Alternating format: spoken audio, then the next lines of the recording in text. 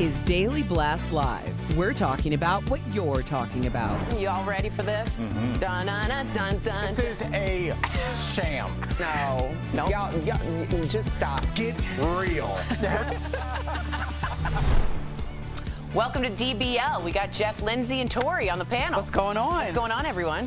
Nothing. How are you guys doing? We're doing well. He wasn't expecting that warm welcome. Hey. Yeah, it was. I should do, Jeff's here. It was pretty sweet.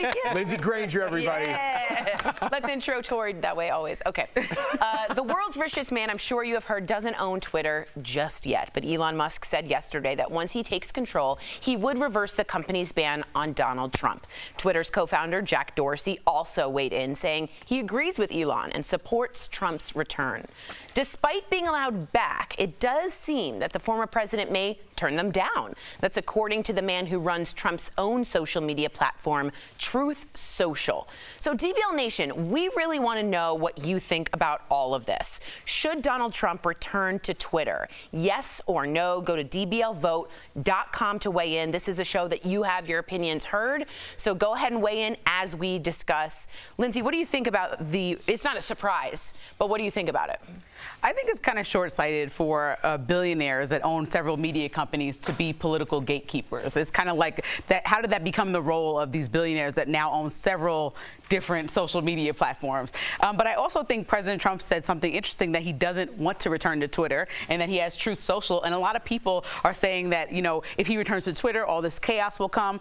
But he is going to ultimately insert himself in the political discourse at some point. And so whether we find his quotes on Truth Social or whether he goes on a rampage that we film and play somewhere, we're going to hear from him, whether he's in the election supporting midterm candidates. So I don't think that Twitter banning him has really stopped him from getting across his points. I mean, he supported several people in the midterms that have done successfully and won them, you know, won in their regions. And so it's just kind of like, if he wants us to hear from him, we're going to hear from him. Do you think, but hearing from him on a bigger platform like Twitter is like using a megaphone. So do you think he should be allowed to use that megaphone? Well, I think people are smart and people have the discernment to mute people or block people or not listen to people, just in the same way that I'm on Twitter and have the option to block anybody who's a white supremacist or offensive to me. And so I think people will decide how they want, whether they want information from President Trump or not if he returns. Yeah, I agree. Jeff, what do you think? I agree with Lindsay. If people want to hear from President Trump, he has outlets to make people listen, right? All you have to do is block him on Twitter. I think we're way too caught up in, like, should Trump come back to Twitter? That's why Elon Musk bought Twitter. It's a business decision. He didn't buy it to let Trump back on the site. People are out of their minds, but that's what they think, right? The Taliban, members of the Taliban are on Twitter. Why aren't they banned, right? This goes back since newspaper days. Whoever controls the press, right, whether it be liberal or Republican, controls what the narrative. Right now, I would say the media, everyone in television, is leaning left, right? Skews left, yeah. So they block people from the right. I think it needs to be down the middle. It needs to be more equal. I believe that's what Elon Musk is going to do. Even though he's letting Trump back on there, I believe you need a middle ground. If you dead name somebody, if you say something like, if I called Bruce Jenner, or if I called Caitlyn Jenner a man, I would be banned from Twitter, right? Certain things you need to be banned. If you're white supremacist, you need to be banned. But there's certain things where it's just too political why people are getting banned, in my opinion. I want it to be more level and down the middle and have an equal playing field. I really disagree with you both, and I think that's interesting. I want to read some comments here. Rob Reiner says, by reinstating Trump, Elon Musk is condoning lies and disinformation. He's clearly comfortable with someone inciting violence to overthrow our government. Michael says, this is the best news ever. Thank you, Elon. Mike says, let's let all ideas compete, see which make the best sense. Stop trying to muzzle voices that we disagree with. In the week following Trump's ban on Twitter after the insurrection, misinformation about the election fell 73%. It's something different when Trump gets on Twitter because Twitter has the biggest noise of them all. So you're getting more voices. If you really care about disinformation, about COVID, about the government, about lives, then you would take Trump off of Twitter. Now, here's the thing. You also take crazy far left. Right, you're skewing it, though. You're skewing it to the left. No, I'm saying you also And again, you're getting caught up in the whole Trump thing. I'm not. I'm getting caught up in the You just read 2 comments about Trump. Yeah, you're getting caught up in the Trump thing. This whole subject is about Trump. That's what I'm saying. We're talking about Trump getting put on Twitter. You're getting caught. Everyone's getting too caught up with the Trump thing. Block him. It's media's outlets like us, when he tweets something, to repeat that. If you're just reading your information and getting information on Twitter, block him. Don't listen to him. To me, the meaning of Twitter that has not free speech because it's not the government, has its own rules. And once you break those rules over and over, let me finish. Very liberal rules. Yes. No, excuse me. They are general, genuine rules about misinformation, about COVID, about spreading violence and inciting violence. And when you break them over and over again, like he did, and they gave him warning, he continued to do so, and you are off. The left does that too. I believe white supremacists should do that too, as of the Taliban. Yes, but my problem, if you have Elon Musk in there, he's going to let everybody on. The racists, the Nazis. He wants every single person on there. And guess what? There will be an exodus of Twitter of people leaving saying, I don't want this noise. I want to wake up. There won't be, because people want to be heard.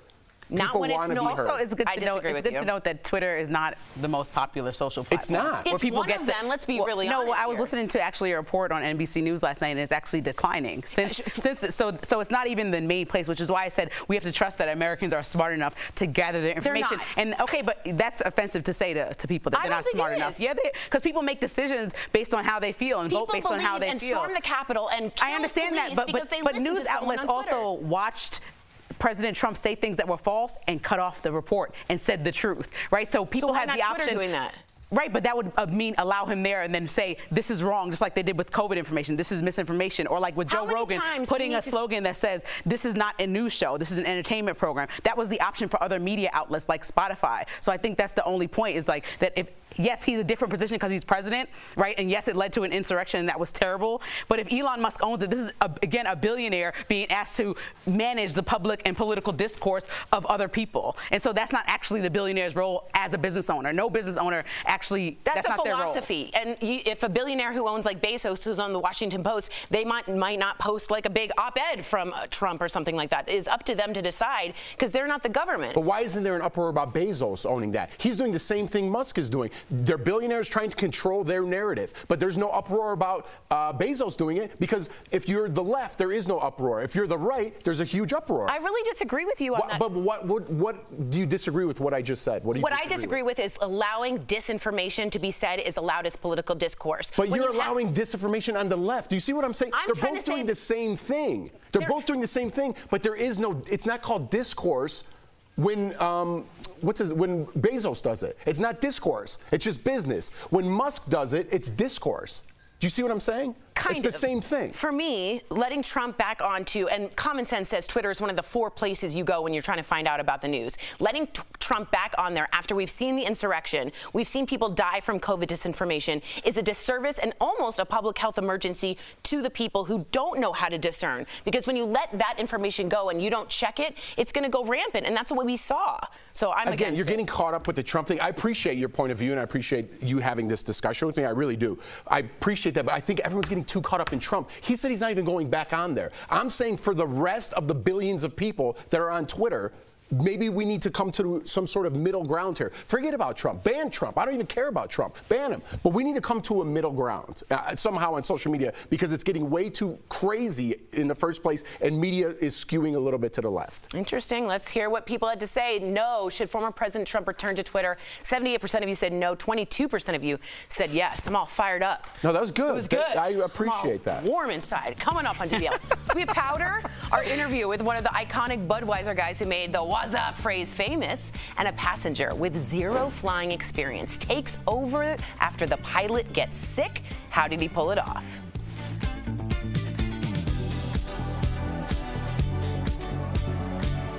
Closed captioning provided by Daily Blast Live is always focused, always on cue, always ready, always timely. This May, don't miss a day. DBL is all new every day. I would say that if Twitter was funded by the government or a public forum, obviously there's rules that would exist. Oh, like that. First Amendment, but because absolutely. it's private and then all of them are owned by different billionaires that have different political views, we're allowing them, if they don't have a team underneath them to control this, to decide what goes. Even with the Washington Post, when you read their op-eds, which I do all the time, They skew it. They skew, and whatever it is, it's someone's opinion that's getting published. And if you're saying that the people taking it in are too stupid to read opinions on the top, then that you would know that's someone's opinion in the Washington Well, why do we have a Post. COVID disclaimer? Because the public as a whole isn't going to spend time discerning all of that information. And I see what you're saying, but I also know Twitter has kicked off people who are extremely pro-left, like fundamentalists on both sides. Give me an example. Oh, I don't know names, but I should. I will get it. Yeah, I you should know should. names. You Yeah. should. Yeah. So anyway, let's read some of people what they're saying. People are fired up in the comments. I know it. People saying, I really don't think the Ayatollah or Taliban are posting something, though. They definitely are. You don't think so? They are. That's a random person. They definitely are. They definitely Just are. Me says, if the government clearly defined free speech communication platforms like Twitter, we would finally have guidelines. The problem is it's not the government, it's privately owned. So any corporation that's not the government, they get to make their own rules about who gets to go on and not. And the government has nothing to say about it, really, nothing. If this was, like she said, a public town square, you can't stop anybody. But I'm simply saying, as a communications big company, perhaps you should have discernment on both sides, like Jeff was saying, and not have Nazis and part of that disinformation. discernment, what Elon, I know we only have a couple seconds, but Elon wants to make each person individual, right? There's not going to be bots. You're going to have a check mark for every person rather than just celebrity. And that's why I'm liking Elon coming on, because if you want to say crazy things on the left or the right, now you got to pay the price for saying those things, right? People are going to know it's you. So even if you work at the grocery store, you could lose your job. It's not just me. You know what I mean?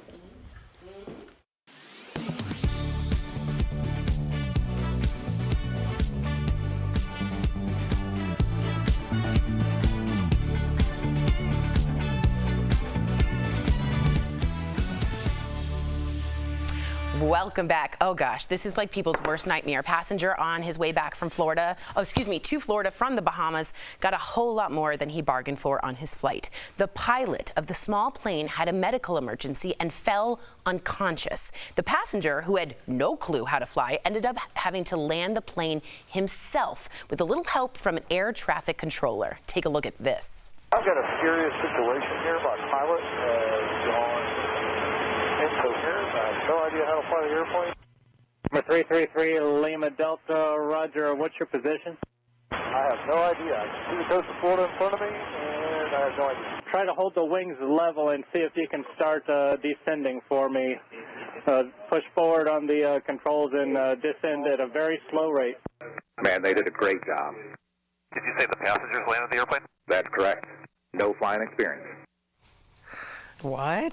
Wow, When he that's like said some where- Indiana Jones stuff. Yeah. When he says, "Where are you going?" he goes, "I have no idea." I was like, "That's how I feel." When he goes Delta Lima 33, I'd be like, what are you talking about? He goes, "Descend." I don't know what button. When to he press. says push the handles forward, I'm so like ridiculous that I would have just not listened and pushed them really hard, and the plane would have been like, and I would have had to bring it back up. Like you go faster. Yeah, like that wouldn't have worked out for Do you me. think, honestly, in the heart of hearts, if you had to do this, do you think you could, your family's on board, do you think you could do this? Yeah, I think if worse came to worse, just like if I saw a bear or something, I'll try to do the big scream if it was a brown bear. Like I hope it doesn't come to worse. Yes, But yes, yes, I I mean, a black bear. Which one do you supposed to No scream? one I think a knows. grizzly. Not the brown. Yeah, Nobody grizzly. You knows. definitely don't scream. You don't at. mess around. You just like pray and say, This is I hope the I'm problem. going to We don't heaven. have the time during the grizzly. Sorry, you spring into action. Would you be able to land a plane, though? It's different than a Heimlich. I would land it so well. I'd rather take my chance jumping if you were flying. I would thrive in this situation. Really? I thrive in very few situations, but I mean that live TV, stand up, like crazy. You don't need to go down the list. All right, just making sure. Here's where I thrive. But one of them is emergencies, and I grew up amongst that kind of a chaos. I almost When you're your best I self. want to try landing a plane. Yeah, like it feels like maybe I should be an EMT or something. I really feel that way. Wow. Yeah. I would do it if I absolutely had to, but I might be on board with you that if there was a parachute in there, I'd take my chances. That's with my that. question. If there was a parachute, would you take the parachute out or would you try landing? What would you do for real? If there was one person, the pilot died, and I Yeah. was the only Yes. passenger, I would definitely jump. You would? I would definitely jump. Yeah, well, I don't know how to fly. Or maybe go a little bit lower and then take the parachute where your jump is like building height. So But then it's you're not in the air and you're like, where's the, I don't even know how to do this thing. Oh, yeah, the bag might Maybe I not- should have stayed in the parachute plane. has to go up. This is a couch cushion. At least I know in an emergency emergency, I'm just going to go with Tori. And I get real serious and everything goes real tunnel vision. And I'm like, what if I was supposed to be a neurosurgeon? You still have time, Tori. You're young. I say you go for it. Oh, you just want me out of here. Coming up on DBL, we're continuing our classic commercial star series with one of the Budweiser guys who made that iconic "What's up?" line famous.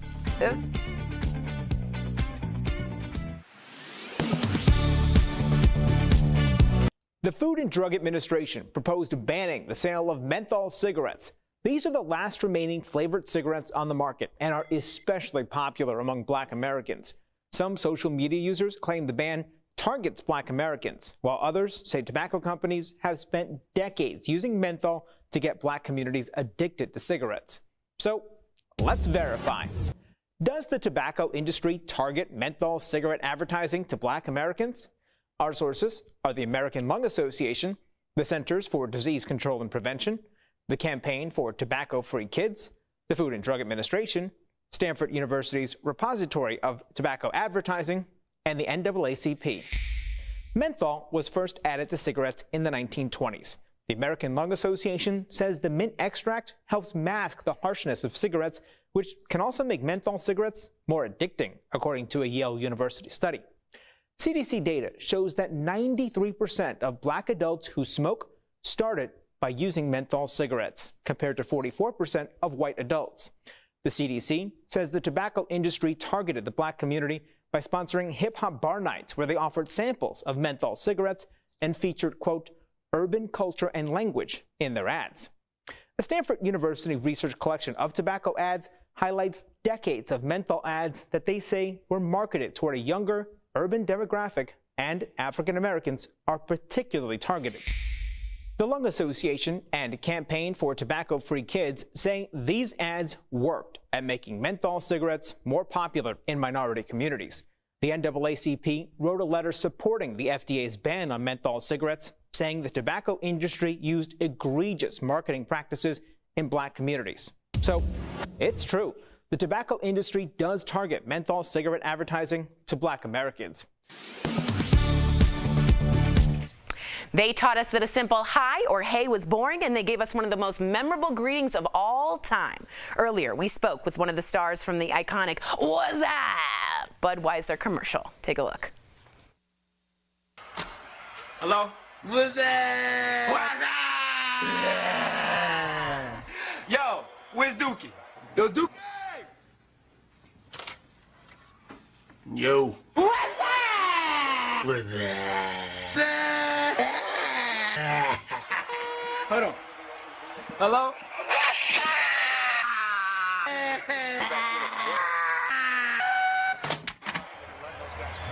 So what's up, B?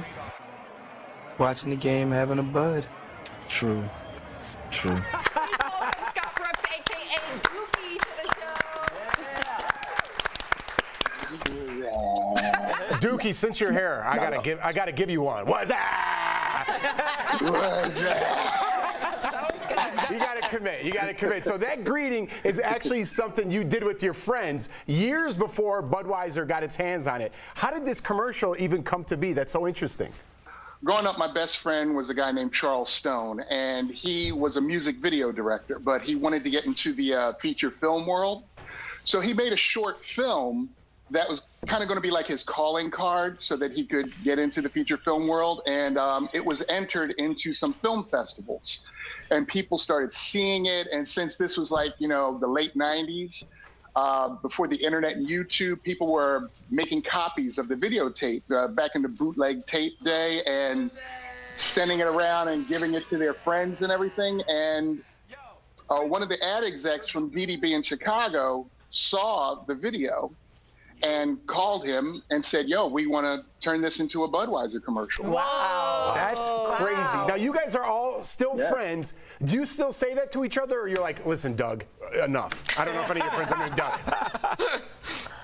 I wouldn't say we like, listen, that's enough. No, we would never say that. But I mean, like, that was something we actually used to do with each other back in our teens and 20s. So when Charles was going to make the short film, he actually told me, he's like, it's about that thing we used to do back in the day, you know? So, yeah. That's so cool. So now we do other silly stuff now when we see each other. Ooh, coming soon. Yeah. Mary Lou, you were going to say something? No, I was going to say, did you have to audition, or did your friend just have you do the part? Because you guys were. Okay, you know. here's the funny thing. Hi, Mary Lou. First of all, big fan. Yeah. The funny thing is, I was not in the short film. So when Anheuser-Busch spoke to him and said, we want to, turn this into the commercial, he called me. I was working as a bouncer in a nightclub in Philly. So he called me and he's like, listen, we're holding auditions. Get up here and audition. Whoa. So I did. I came up and I auditioned and I ended up getting the part of Dookie. So Yes. That's awesome. It's appropriate, that would happen. Now, do people yell? Come on, you got to give it. You got to give it. you got to do it. You got to do it. You got to do it. Come on. Did Come people on. yell, "What's up?"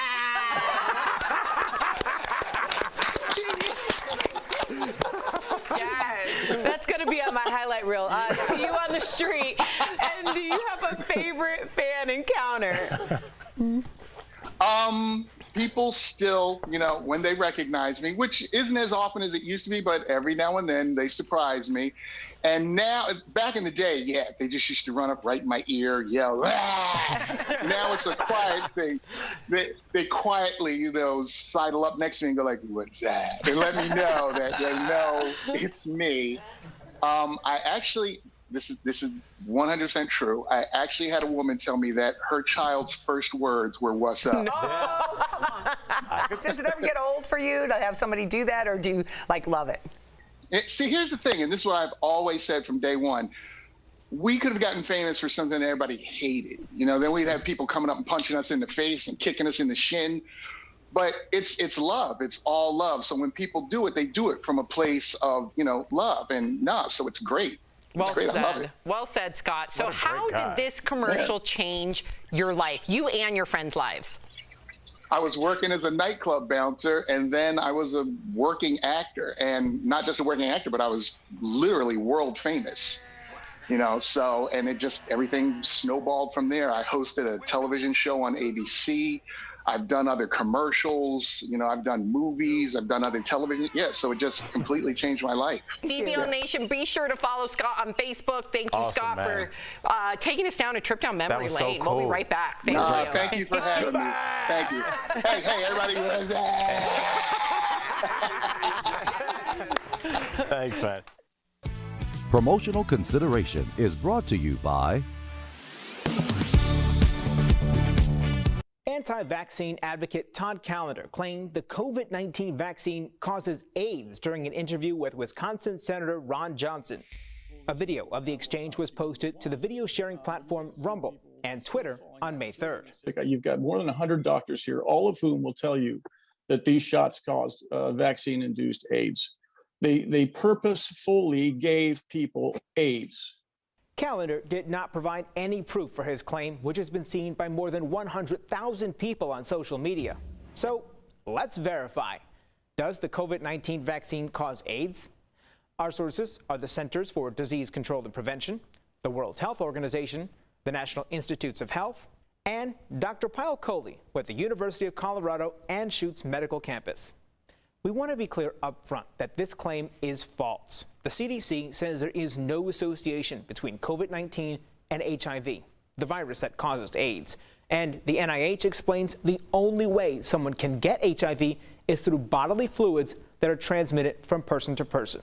Dr. Coley pointed out there have been millions of COVID-19 doses administered and told Verify in a statement there is, quote, no reporting in the vaccine adverse events reporting system that there's an association between the COVID vaccine and development of AIDS. Johnson later tweeted that he also does not believe the vaccine causes AIDS. So it's false that the COVID-19 vaccine causes AIDS. So where did this claim originate? Some skeptics point to a study published in the journal The Lancet as proof. Researchers highlighted vaccines made in China and Russia that are manufactured with adenovirus vectors and argue they may make men more susceptible to becoming infected with HIV if they're exposed to it. They did not say these vaccines induce HIV or AIDS, and the two vaccines that use adenovirus vectors, CanSino and Sputnik V, are not approved by the WHO or FDA. With your Verify, I'm Brandon Lewis. New inflation figures could impact the dollars in your wallet. Let's connect the dots. Inflation hit a decades-high record, 8.5% in March. That means you're likely paying more for everyday goods like groceries. It also means your money isn't as valuable today as it was this time last year. The key question is whether America's inflation rate is topping out or plowing forward. The Federal Reserve is aggressively raising interest rates to counteract inflation, leading to the highest mortgage rates we've seen in about a decade. The Fed's actions have also thrown stocks into correction territory. Tech giants lost more than $1 trillion in value from Thursday to Monday. Inflation could fall for the rest of the year. Some economists predicting it will be around 4% by the end of the year. If that happens, your money will go much further without you having to do a thing.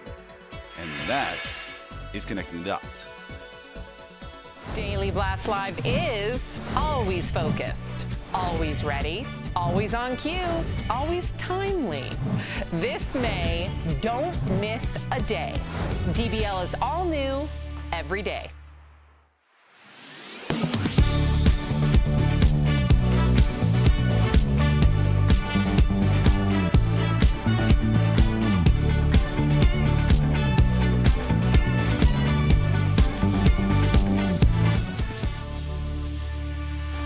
We all know how it goes. The seasons are changing. It's getting a little warmer. And let me guess, you want some new spring and summer gear, but your closet is already packed with clothes. Well, we've got an app that's going to solve your problems, and it's called Vinted. Welcome to your new community. Vinted is a secondhand fashion-focused app where you can buy and sell pre-loved fashion. Just snap, take one, take a photo, write up a detailed description, set the price you want, and upload. There are 0 hidden selling fees, so the price you set is the price you're gonna make.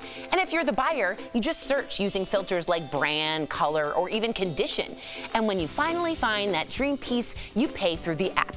The best part is that to ensure your money is safe, the seller doesn't get paid until you receive your item and make sure it's okay. And get this, Vinted is free to download, so if you don't wear it, sell it.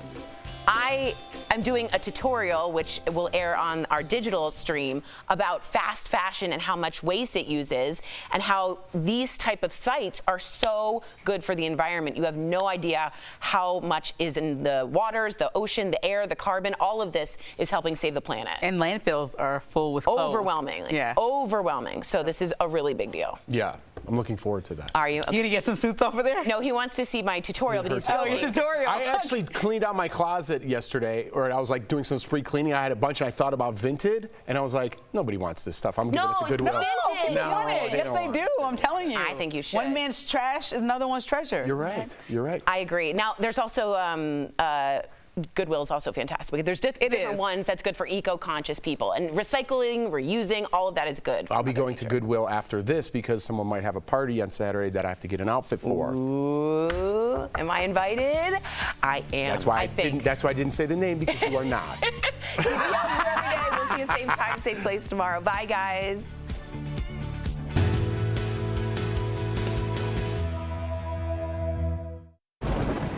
Where hope finds help. Where courage meets conviction. Where makers make fans. We are Tegna, a family of local and national media brands that bring us together, serving the greater good of our communities. Where national know-how backs local business. Be in good company with Tegna. But you want to go back 20 years and cancel somebody for what they did? You know what? You're out of order. I woke up and said, today is going to be a good day. Yes. At some point, you got to decide for yourself if you're going to stand up for what's wrong or what's right. Like, are we living in Bizarro world? Sorry, I ran out of steam there. I have to just push back on that. I think it's an okay conversation to have. That's what really rubbed me and a lot of people the wrong way. I love this story.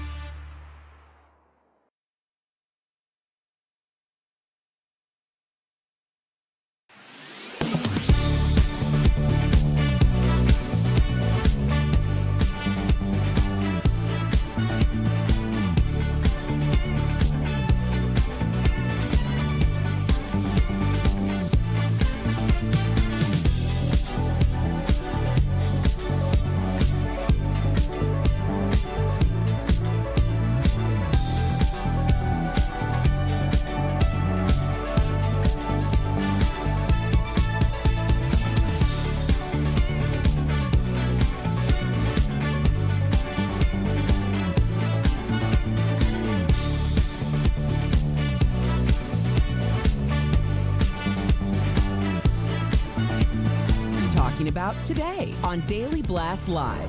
Making relationships work with small but significant things. Our special guest co-host Mary Lou Henner is here to give us her 3 theories of marriage. Plus, Mary Lou is revisiting her time as Roxy in Chicago on Broadway with her friend and co-star Ben Vereen. Then, in today's classic commercial stars, Where Are They Now?, the longest-running Doublemint twins will be here live. And a passenger with 0 flying experience takes over after the pilot gets sick. I've got a serious situation here. My pilot has gone incoherent. Oh my gosh. Are you insane? This is a sham. No. Nope. Just It's stop. finally here. Drum roll. Boy, it's already begun. Welcome to DBL. Yep, we've got special guest co-host Mary Lou Henner. Yes. Love you guys. Having so much fun. You really are part of the family. I was going to say, I feel like the co-host is kind of going away. You're starting to get into family now. You're not a guest anymore. You know when you tell people to go in the refrigerator and get what they want? Like that's the next level again. That's where you are.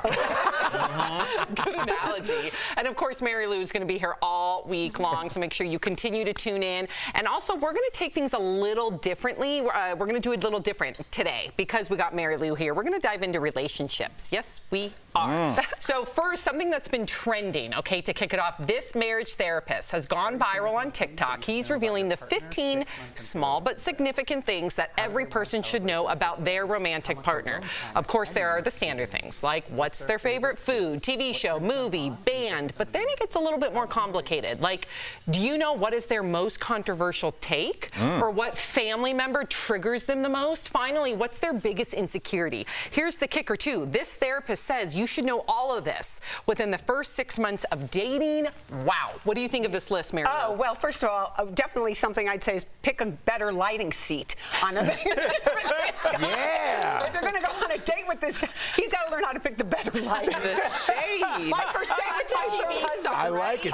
He was sitting in the good lighting seat because he got there before I did. And it was like, oh my gosh, I'm switching. And I said, oh, I do, you know. But just that's a little thing for him, FYI for him. I asked my husband this list, and he could answer pretty much all of them. The 3 that you mentioned, for sure, he could answer. And I think by the 6th date, you should probably know these things. 6 months in? I mean, 6 months in. Okay, by so 6 you months should. in. Okay. Yeah. I think so.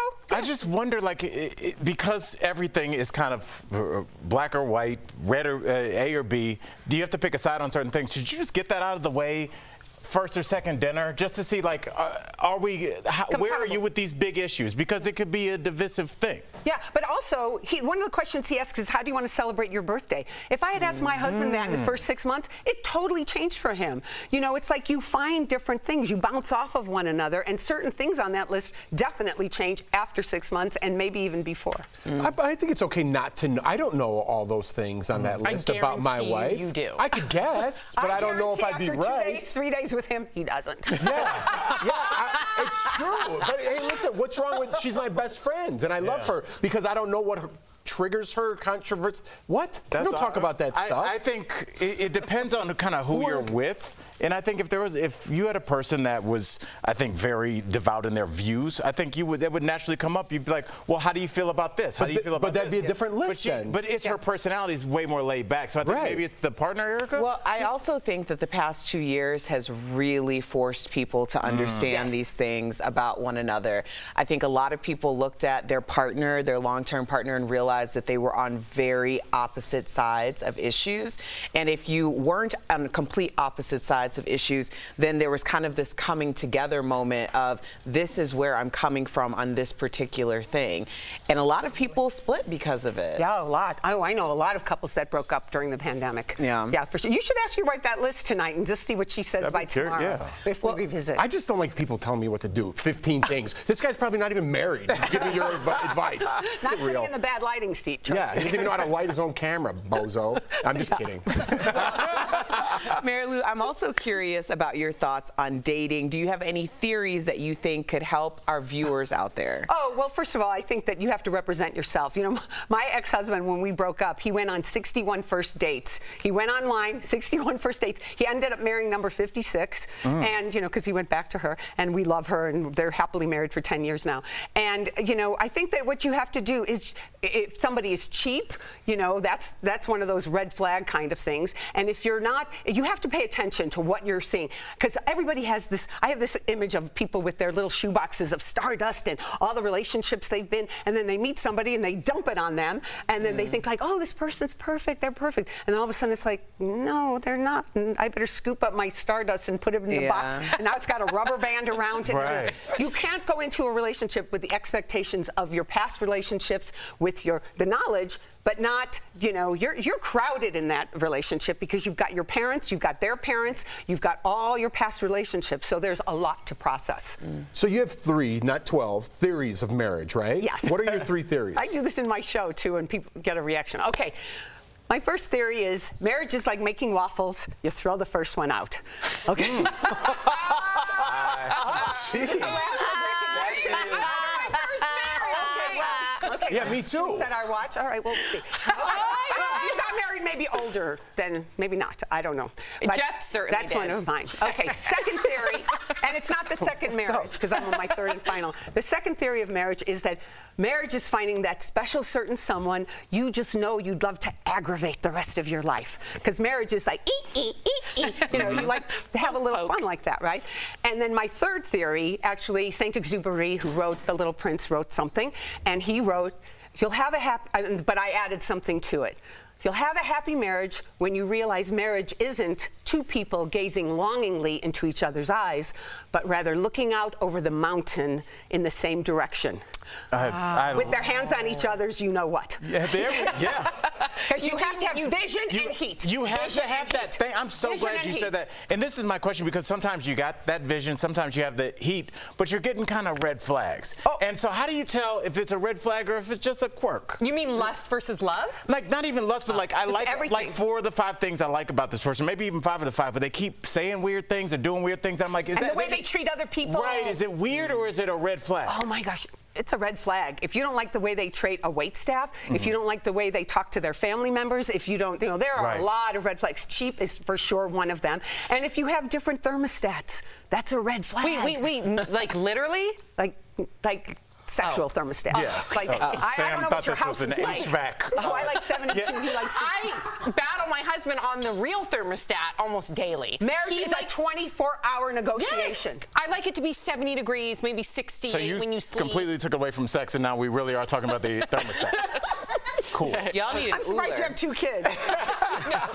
Me too. No, I'm kidding. I love Mark. All right, coming up on DBL, Mary Lou is going to take us down memory lane and tell us all about her time on Broadway. Her Chicago co-star Ben Vereen will be here live. Yeah. Plus, a passenger with I'm a big fan. 0 flying experience takes over after the pilot gets sick. How did he pull it off, and could you? Closed captioning provided by Daily Blast Live is always focused, always ready, always on cue, always timely. This May, don't miss a day. DBL is all new every day. My first marriage was all heat. My second vision, my third one, vision and heat. Yeah. Vision and heat makes a tremendous difference. See, I can attest to, and only for me personally, but I definitely had a starter marriage. And I think now the way that I was 35 when I got remarried, and it just, everything clicked a little bit more. Like, I understood, like, the institution of marriage, and we don't have those types of, like, inconsequential issues. Yes. You know, like, it's just... And you work through them. You work Right. through them when the two of you, because that's the glue. You know what I'm saying? That kind of... That's the glue. Yeah. It's the one thing that you do with your partner, your marriage partner, that you don't do with other people. Yeah. Because you can have best friends, you can have all of this, but that's the glue, and you kind of learn along the way. Like, what makes a difference. But certain things, I think, like just how when you're talking about the dynamic with the household, the family and stuff, I always looked for the relationship with the mom. But then I realized it's also the relationship that the parents have, whether they have one or not, how your spouse responds to that. Like, is it something that they want to correct, or is it something they want to replicate? There's a lot that goes into it. I would even say that, like, growing up, we all come from different places. We're on a different subject now about raising kids. But I would say each person is who they are from where they were raised or where they came from, right? Everybody that's not whether it's their art or their dress or their behavior, it's like the neighborhood. No, I believe it. So I think that needs to be a segment. David, is the lighting different?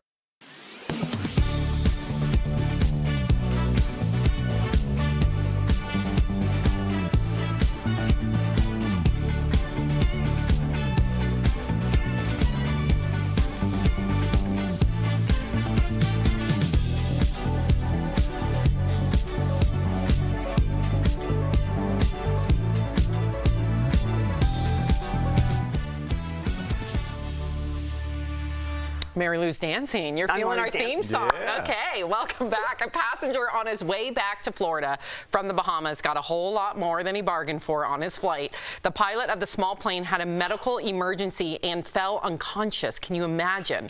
Well, the passenger, who had no clue how to fly, ended up having to land the plane himself with a little help from an air traffic controller. Take a look. I've got a serious situation here. My pilot gone incoherent. I have no idea how to fly the airplane.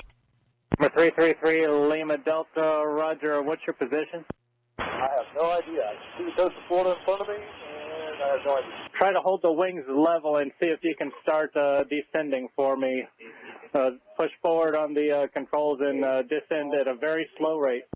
Man, they did a great job. Did you say the passengers landed the airplane? That's correct. No flying experience. Wow. Oh my. Was he incredibly calm? Yeah, I think that's the key. That's how he survived. Yes, sully calm. Interesting. If he was chaotic, you don't think he would have survived? No, because I mean, not that this is the same, but we have a friend who is a very accomplished pilot and took us in the flight simulators that are actually like how they train pilots. And I panicked every time it was time to go take the landing, because the whole simulator moves like you're in an actual airplane. Everything's to scale. Anthony just right in every time. I can see that. Every time. So I think some people just have certain personalities where they're just like better under pressure. Al, you easily could do it. I could totally see you do it. I think maybe if it was just me, but if there was somebody else on board, I think that's where I would start to run. I don't know if I'd be as calm when they were like giving him directions. I'd be like, dude, I don't think I was clear when I said I don't know what I'm doing. It's like I can see the coast. They're like, start to land. Where? On somebody's house? It was very vague. So he did great, Mary Lou. No, it's crazy. It's crazy. I've been on a lot of small planes. I used to date John Travolta, and so I was always in tiny, tiny little Tell planes. us more. On and off for 13 years. We were always like, oh, I'm free, you know, blah, blah. Anyway, so I went on a lot and went through wind shears and went through terrible turbulence for 2. And I got to know, I was the co-pilot because there were just the 2 of us in the plane. And so I got to sort of know, but I don't think I could be as calm as this guy was. I mean, he was crazy calm. But you have your incredible memory. Yeah. Whatever you learned with John Travolta, couldn't you apply it? Yeah, but we're talking about planes. Everything's different when you're in the air. I feel like Jeff's good. I feel like you're the kind of dude, you would get your pilot's license. No way. You would never do that? I'm terrified of heights. I could see you doing I hate that. flying. He hates heights. I hate it. Yeah, but I think human beings don't give themselves enough credit in those situations. Like, we could do things that you think you can't do when it becomes a life or death situation. Exactly. Yeah. And I think a lot of people are more capable than they think they are. Like David Goggins always says, you're like 40%.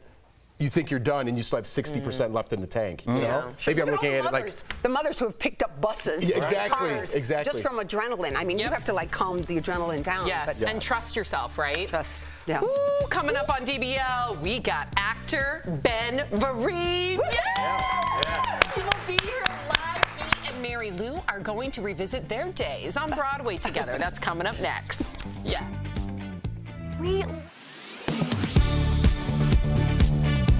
The Food and Drug Administration proposed banning the sale of menthol cigarettes. These are the last remaining flavored cigarettes on the market and are especially popular among Black Americans. Some social media users claim the ban targets Black Americans, while others say tobacco companies have spent decades using menthol to get Black communities addicted to cigarettes. So let's verify. Does the tobacco industry target menthol cigarette advertising to Black Americans?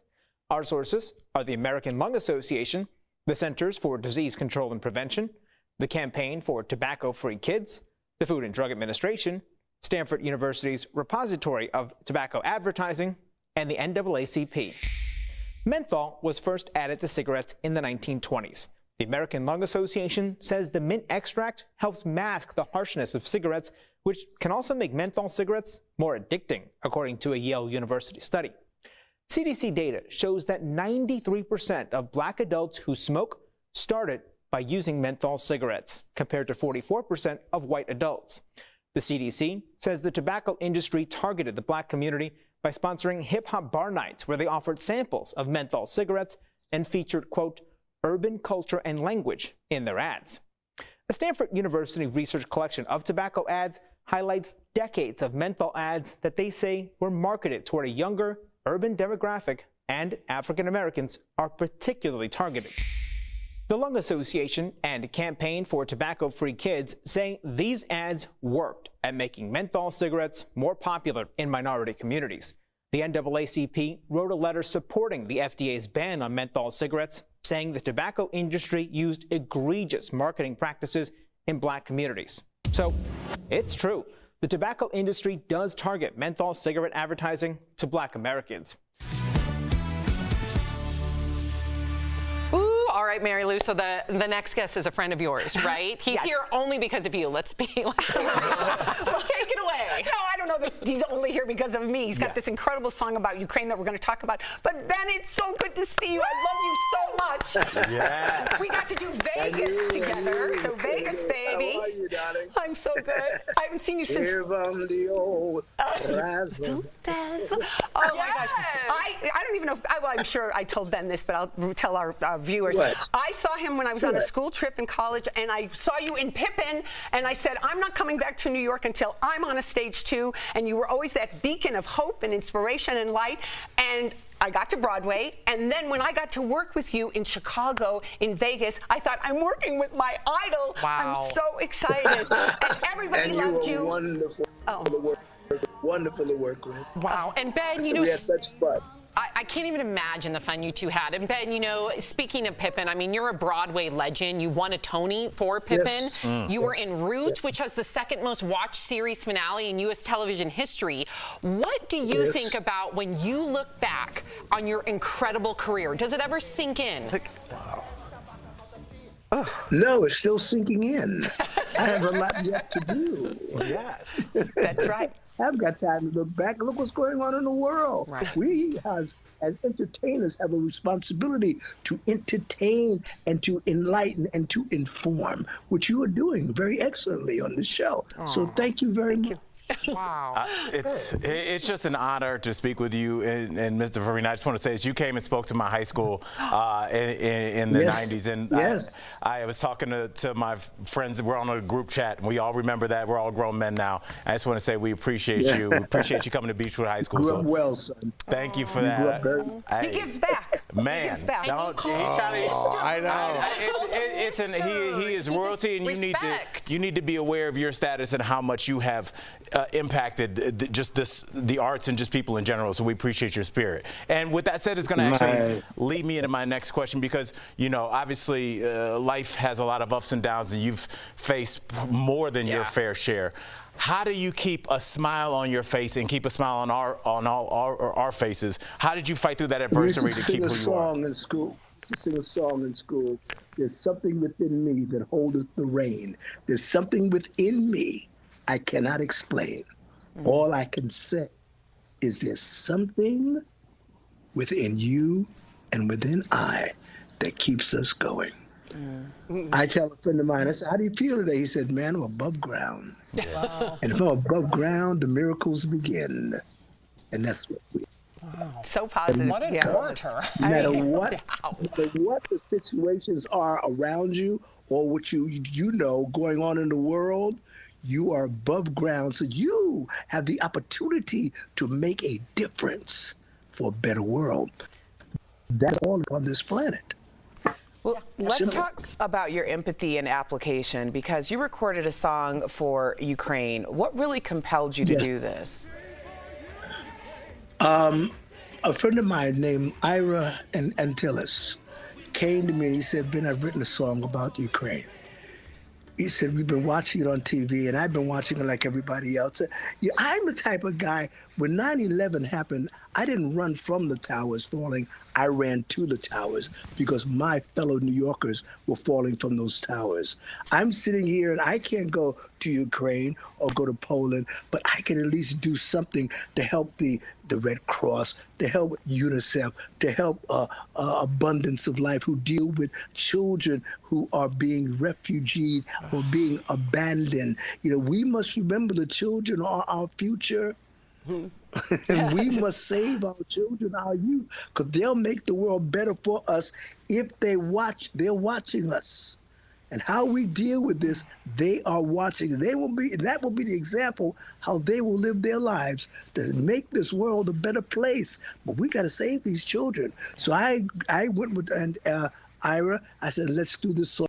I got some friends from the Broadway choir, and we recorded this song, and we're raising money for these young people and for the people of Ukraine until this madness is over. Right. It's never going to be over, because these children will live their lives and go on. But we got to let them know we were there.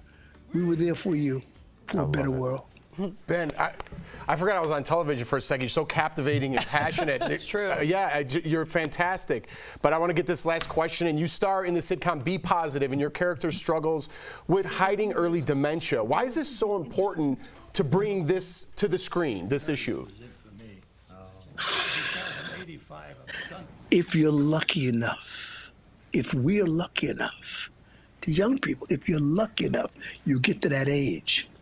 And when you get to that age, there are obstacles in the way. By being aware of them, because in schools they don't teach us how to live, they teach us how to make a living.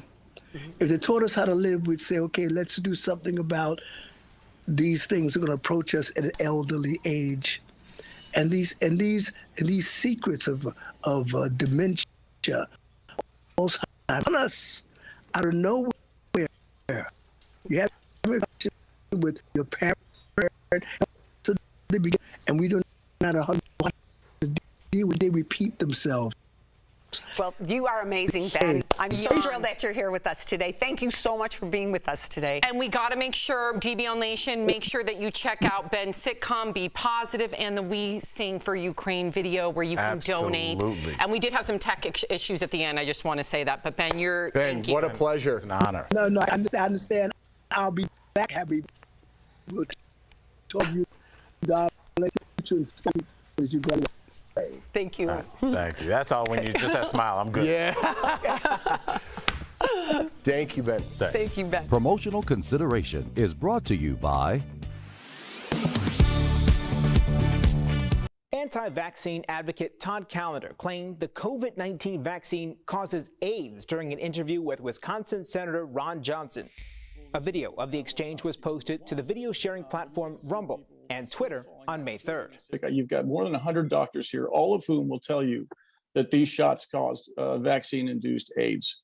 They purposefully gave people AIDS. Callender did not provide any proof for his claim, which has been seen by more than 100,000 people on social media. So let's verify. Does the COVID-19 vaccine cause AIDS? Our sources are the Centers for Disease Control and Prevention, the World Health Organization, the National Institutes of Health, and Dr. Pyle Coley with the University of Colorado Anschutz Medical Campus. We want to be clear up front that this claim is false. The CDC says there is no association between COVID-19 and HIV, the virus that causes AIDS. And the NIH explains the only way someone can get HIV is through bodily fluids that are transmitted from person to person. Dr. Coley pointed out there have been millions of COVID-19 doses administered and told Verify in a statement there is, quote, no reporting in the vaccine adverse events reporting system that there's an association between the COVID vaccine and development of AIDS. Johnson later tweeted that he also does not believe the vaccine causes AIDS. So it's false that the COVID-19 vaccine causes AIDS. So where did this claim originate? Some skeptics point to a study published in the journal The Lancet as proof. Researchers highlighted vaccines made in China and Russia that are manufactured with adenovirus vectors and argue they may make men more susceptible to becoming infected with HIV if they're exposed to it. They did not say these vaccines induce HIV or AIDS, and the two vaccines that use adenovirus vectors, CanSino and Sputnik V, are not approved by the WHO or FDA. With your Verify, I'm Brandon Lewis. New inflation figures could impact the dollars in your wallet. Let's connect the dots. Inflation hit a decades-high record, 8.5% in March. That means you're likely paying more for everyday goods like groceries. It also means your money isn't as valuable today as it was this time last year. The key question is whether America's inflation rate is topping out or plowing forward. The Federal Reserve is aggressively raising interest rates to counteract inflation, leading to the highest mortgage rates we've seen in about a decade. The Fed's actions have also thrown stocks into correction territory. Tech giants lost more than $1 trillion in value from Thursday to Monday. Inflation could fall for the rest of the year. Some economists predicting it will be around 4% by the end of the year. If that happens, your money will go much further without you having to do a thing. And that is connecting the dots. Daily Blast Live is always focused, always ready, always on cue, always timely. This May, don't miss a day. DBL is all new every day.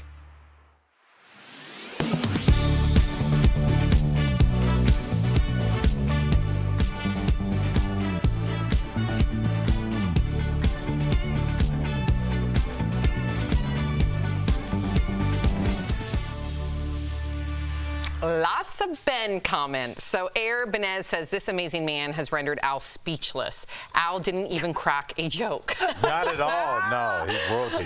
Statue-esque says, OMG, Ben Vereen is really lifting my spirit up today. Wonderful. And Donnie says, lovely to see you, Ben. Definitely going to have to see his new show. What was it like working with him? Oh, well, first of all, the saying, fish stinks at the head. You know what I'm saying? He was already there in the company, and then I came in because I'd done it on Broadway, and then I went to do it in Vegas with him. And they were already a well-oiled machine, and he just had the most positive, fabulous energy, always a smile, totally professional, great shape, danced his little ass off. Yeah. You know, he was incredible. Sang. I mean, we were doing Vegas, so we were doing 2 shows on Tuesday night and 2 on Saturday. So we were doing the second act starting at midnight. I can't even imagine. It's crazy.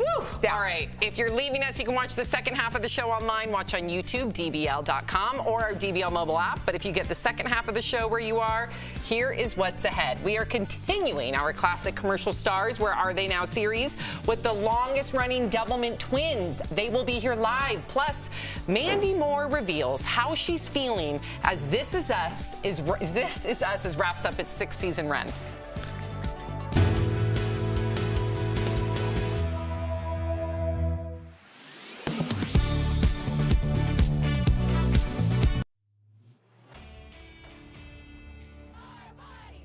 From protesting in the streets to the avenues of social media, people are fired up about the future of Roe v. Wade. And on social media, you'll find a lot of claims about just how popular Roe v. Wade is. Many saying that about 70% of Americans support it and 30% want to see it overturned. So to gauge public opinion, our Verify researchers took a closer look at polls published between 2019 and 2022. We looked at polls from Gallup, Pew Research, ABC Washington Post, Rasmussen, YouGov, and Monmouth University. And as you can see, Pew was the only one that found that 70% of people supported the decision. That was in August 2019. Others pegged that number between 45 and 62%. So we asked political science experts Samara Klar and Marzia Ochino why polls can differ. And one thing they said to consider is how the question is phrased. If you ask people, do you support Roe versus Wade versus do you think the government should be involved in a woman's decision regarding her body, you're going to get very different answers to that question. And even if the two polls are phrased the same and have the same number of options, you could still see discrepancies between the two. Things like how people were contacted, what preconceived notions people have about the group that's organizing the poll, cues that people get from political leaders they support, and even cues people get from the person that's surveying them. All that can skew the results. When they answer, they know what's the desirable answer versus what's the politically incorrect or undesirable answer. So we can verify that in all but one of the polls mentioned, the majority of Americans do not support overturning the landmark Roe v. Wade decision, though it's not always 70-30. With your Verify, I'm Evan Kozloff.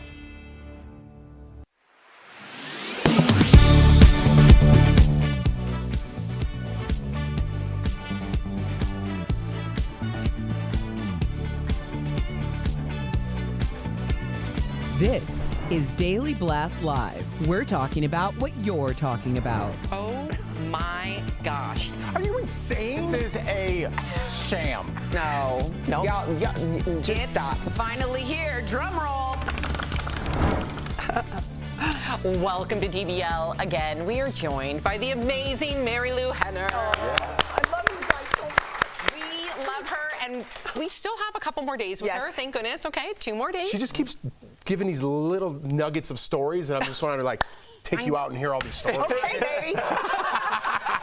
You name it. Deal. All Okay, right. so this is Us fans. Grab your tissues. Erica, I know you're a big This Is Us fan. Huge. Okay, Mary Lou is as well. The final episode of the Blood series is only 2 weeks away. Show star Mandy Moore told Jimmy Fallon that she had a physical reaction to reading the second to last episode and even threw up. She said with the show ending and her character, Rebecca, facing the end of her life, it might be a bit too much for fans. Yikes, watch. There was a lot wrapped up in it, but I still think that like you might need a day off from work. Really? Yes. It's one of those gems? But the finale is a bit more of a hug. I think there's a little bit more levity. Yeah, the second to last it destroyed me. I have a feeling it might destroy people too. Oh, I love that show. If she doesn't win an Emmy, it's crazy. For this season, her work is ridiculous this year. She's unbelievable. Don't you think so? Yeah, I actually only, because I've been following the show since the beginning, so I'm only 2 episodes in, and I did that consciously because they were at least kind enough to let us know that this was the last season as opposed to just pulling the wool from underneath us. But I need there to be a full closure, so I'm waiting until the finale to actually watch the rest of the season all the way through because I can't take it. I just can't.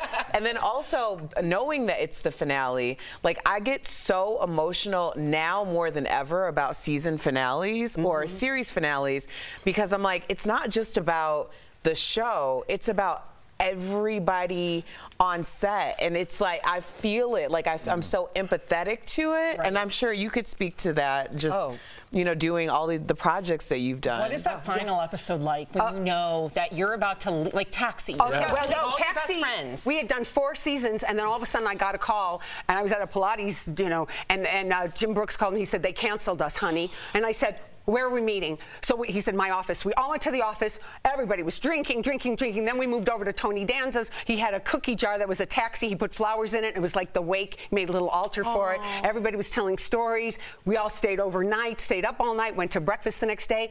And then the following Saturday, Danny DeVito was the host of SNL. So they said, you didn't get to take your final bow. We didn't know we were ending. Come to SNL, take your final bow. Wow. So Danny, you know, blew up ABC in his opening, the show opening. Then we all came out for our bow. Grant Tinker had just taken over NBC, and he said, that is such a show of solidarity. I'm giving you guys another year. So we switched networks. Stop it. That's crazy. I didn't know that. Yeah, so we were able to have like a final season. We knew that was going to be the end. I already had movies lined. Everybody had jobs lined up, but we were able to go out with a huge party and with like the great final episode. And go out on our own terms. That's the big thing. And That's mentally awesome. prepare. Yes. That's right. I love it. For sure. Do you think part of the success? I love these stories. It's like why I got into business. Yeah. Do you think like part of your success on Taxi because it was such a big hit? I remember watching it with my parents. It was like, like part of a lot of people's lives out there. Do you think because you guys were that crew, we are still so close. We just did 13 Zooms. Tony Dance is coming here. Well, not in. He'll be on Zoom on Friday. Yes. So we're going to catch up with him. And you know, we love each other. And the writers were so great. So they wrote great parts for us and cast people that love each other. Unbelievable. So cool. Yep. Okay, so Melissa Gilbert, who I'm sure you know, is getting honest about aging in Hollywood. In her new memoir, Melissa said that after her second marriage marriage ended, she went through a sort of quote-unquote midlife crisis. Melissa divorced fellow actor Bruce Boxleitner in 2011. Why don't you just change your last name to Buzz Lightyear? It's so close anyway. It's cool name. Totally.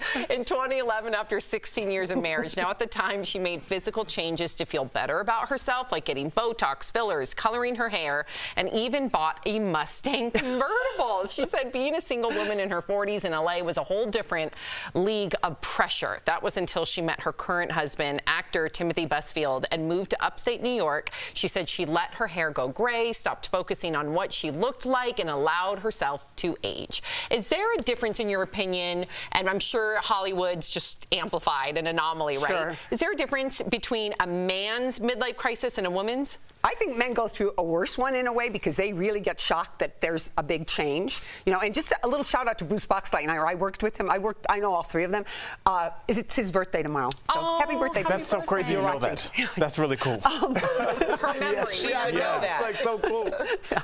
Anyway, but I think that men, you know, women almost like plan for it and expect it and sort of adjust to it. But when a man has that turnover, I've seen actors. Also, there's something that actors feel funny. Male actors feel funny about preening and having to worry about their weight and their hair and things like that. So I think, I think this is a very sexist world still. And even though you're seeing a lot of changes, there's still ageism, and it's almost the last frontier that you can make fun of. You know what I'm saying? So yeah. Have you two experienced any midlife crisis? We're in our 40s. I wouldn't say midlife crisis. I would just say, like, you definitely notice, especially doing stand-up, you notice that, like, you are getting older, but the staff at the comedy clubs and everybody is kind of staying the same age. And then you start, because like when you're a young comic, you know, I'm 27 after the show, we're all hanging out. And then like at a certain age, people are like, so do you need to ride back to your hotel, sir? And you're like, oh, I thought we were hanging. And you're like, oh, you're an older gentleman now. So yeah, it's just kind of like, you know, I didn't have that crisis, but I could see how like you don't see it coming. And then all of a sudden you're like somebody's dad and you're like, oh, how did this happen? Did you feel like that?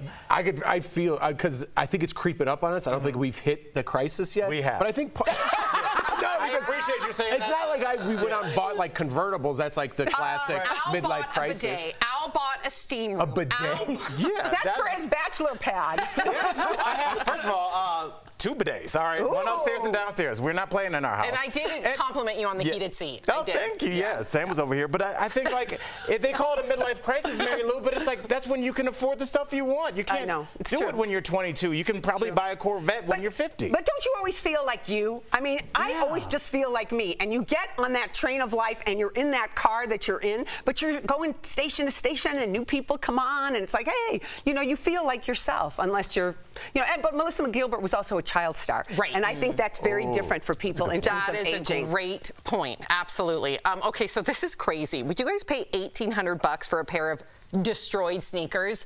Luxury fashion label Balenciaga just launched these high tops, there they are, that look like they've been put through a shredder, run over by a car, graffitied for $1,850. The label says only 100 pairs of the extra destroyed sneakers will be available to buy. Jeff Schroeder, take it away. Mary Lou, you're going to see a side of me. Okay. I can't stand this. It makes me, I'm physically angry about this. You pay $1,800 for these shoes. My wife wanted me to buy her a pair of shoes that were a little more expensive, a couple $100, right? They're called Golden Goose shoes. And I refuse. I'm like, I'm not paying that much for shoes that look like they've been worn. She bought herself a little present, so. But that's only a couple $100. $1,800 when we make fun of all these billionaires going to space and how rich people spend their money. Why isn't Balenciaga getting pushback for this? Seriously. Why aren't they? Why aren't they? Yeah, I know. I agree with you. I get Talk about a red flag on a date. If a guy showed up with those sneakers, would you date them? But if he's a fashion, what if he's a person that dabbled in or like I don't think you dabble with $1,800 shoes. What if he's a person's like, I'm into fashion, and if you liked everything about him except he had on some $1,800 destroyed shoes, would you still go on a second date? The date doesn't come with a chyron under the guy saying these are really cool and cost $1,800. You know, it just doesn't. It doesn't. We don't get that chyron. I wish we did. What are you thinking, I don't like to tell people how to spend their money. I think that there is an actual market for things that people buy simply because no one else can have. What are those, Erica? I'm simply saying. Now, I also don't have, like, one of my biggest pet peeves are people who are able to have a certain amount of resource and they just look like crap on purpose. I think it reeks of privilege. Yes. And that was something that when my husband and I first got together, because he wears suits and everything to work, we would go out to dinner and I'm like, where you going? Because you're not coming with me. And he'd be like, I'm not trying to impress anyone. And I'm like, yeah, but I feel like it's disrespectful to me and it's disrespectful to anyone else who's going to this nice restaurant, because this is like maybe just your Tuesday, but this may be someone's like anniversary or birthday or something. Right. And I think you show respect by dressing up. So I don't have a lot of respect for people with a lot of resource who don't at least think about other people in that way, but I'm certainly not going to judge someone for spending their money the way that they see fit. I will. You can buy cheap shoes and make them look like that and call them Balenciaga. Easily, totally. That's what my sons have a bunch that they left when they went to college that are still in their closet. Okay, good. What size? 11. Okay. Coming up on DBL, the longest running Doublemint twins are going to be here live. There they are. We can't wait to go back to the 80s with them. Woo-hoo. Coming up next. Closed captioning provided by... Tomorrow on DBL, Mama June's Road to Redemption. Then, Jason Oppenheim from Selling Sunset will be here live. And in our latest classic commercial stars, Where Are They Now? The Snapple Lady. That's tomorrow on DBL. There, does it? Lisa and Linda. Oh, it does? Yeah. I thought it was just A in your... little behind the scenes, I'm having back issues Do you mind if because I'm aging gracefully. Do you want to press it? Awesome. Like, here. I get that all the time. What you call it? Oh, I'm good at this too. It's like right here. I get that all the time. It's right it's here? like from your sleep, or if you do like some sort of workout. Yeah, I know. Right? She got it, Yeah. didn't she? Thank you. Yes. I did this once to Jim Brooks while he was directing Taxi or talking to us, and all of a sudden he went, I remember French. You know, it's like, I'm so honored right now. Look at you, Erica. Oh my gosh. Put on some Balenciaga shoes and it's all good. I wore those yesterday. I have question 5. Okay. Oh my gosh, thank you so much. yeah, it's radiating. I can feel it. There's heat. There's Really? there's heat. I think I slept wrong. Yeah, you get that crick right in your... I get that all the time. It's the Yeah. worst. You know what I realized one time, and I don't know where you keep your wallet, but back when I was a road comic and I was driving, I was keeping my wallet in my back, and I was getting these shooting pains to the point where like I didn't know, and I didn't have any health insurance, and I realized like my wallet was so fat, 'cause it was back when you got cash, that like, you know, I was sitting on it, it was like throwing my alignment off. That's a Seinfeld episode. Is it really? So George's wallet is like this big. He's like, I'm having back problems, and he pulls out his wallet, and he's like, maybe that's the problem, because he's got like hard candy in there and stuff. It is like, it's I never watched Seinfeld, which is so weird. the writing is like, because it's Larry David. I think I Larry put my David and braid. I Seinfeld, put my they braid in a collaborated. thing. It made him the star. Yeah, I think I slept on my braids. Yeah. He might now. Do you actually feel the knot? Yeah, I can feel the knot, and not only that, I can feel like a little, like heat. Stabbed. The curve is by far his second.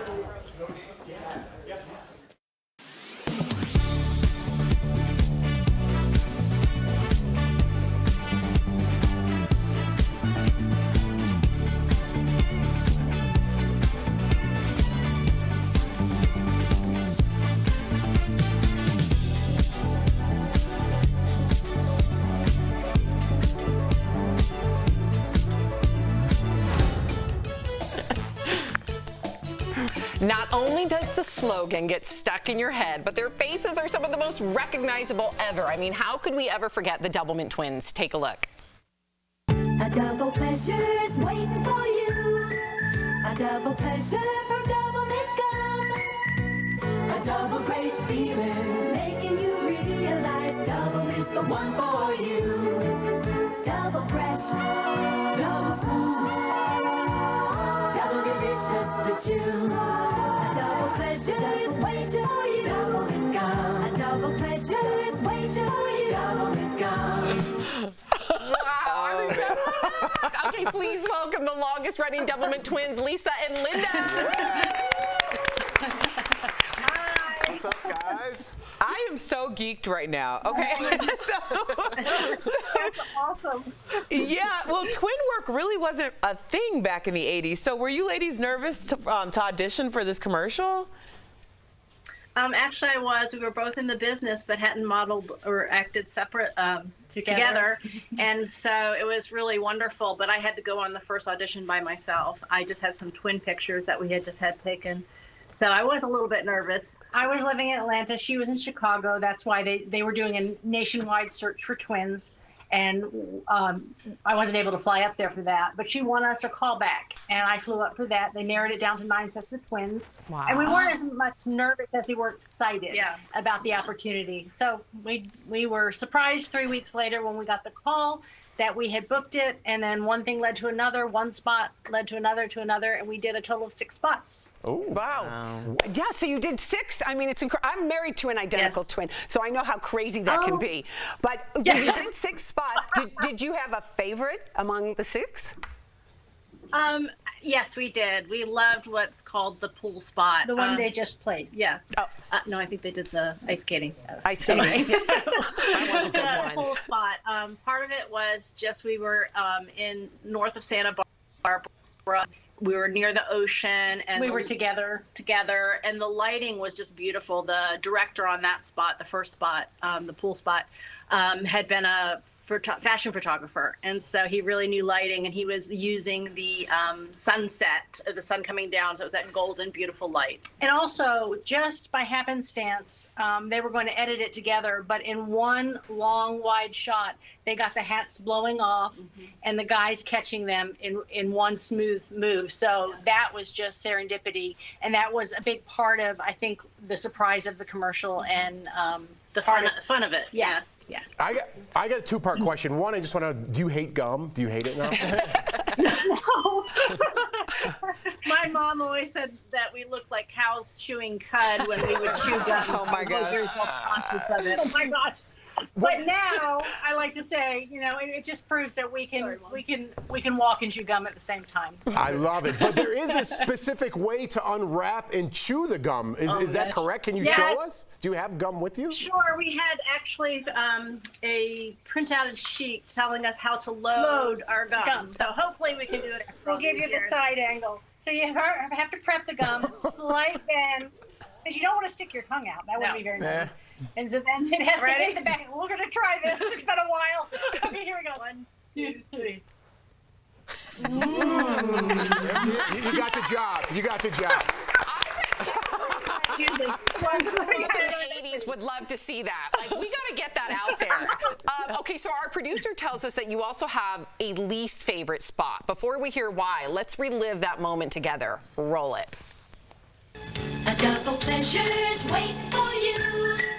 A double pleasure from Doublemint gum. A double great feeling, making you realize Doublemint's the one for you.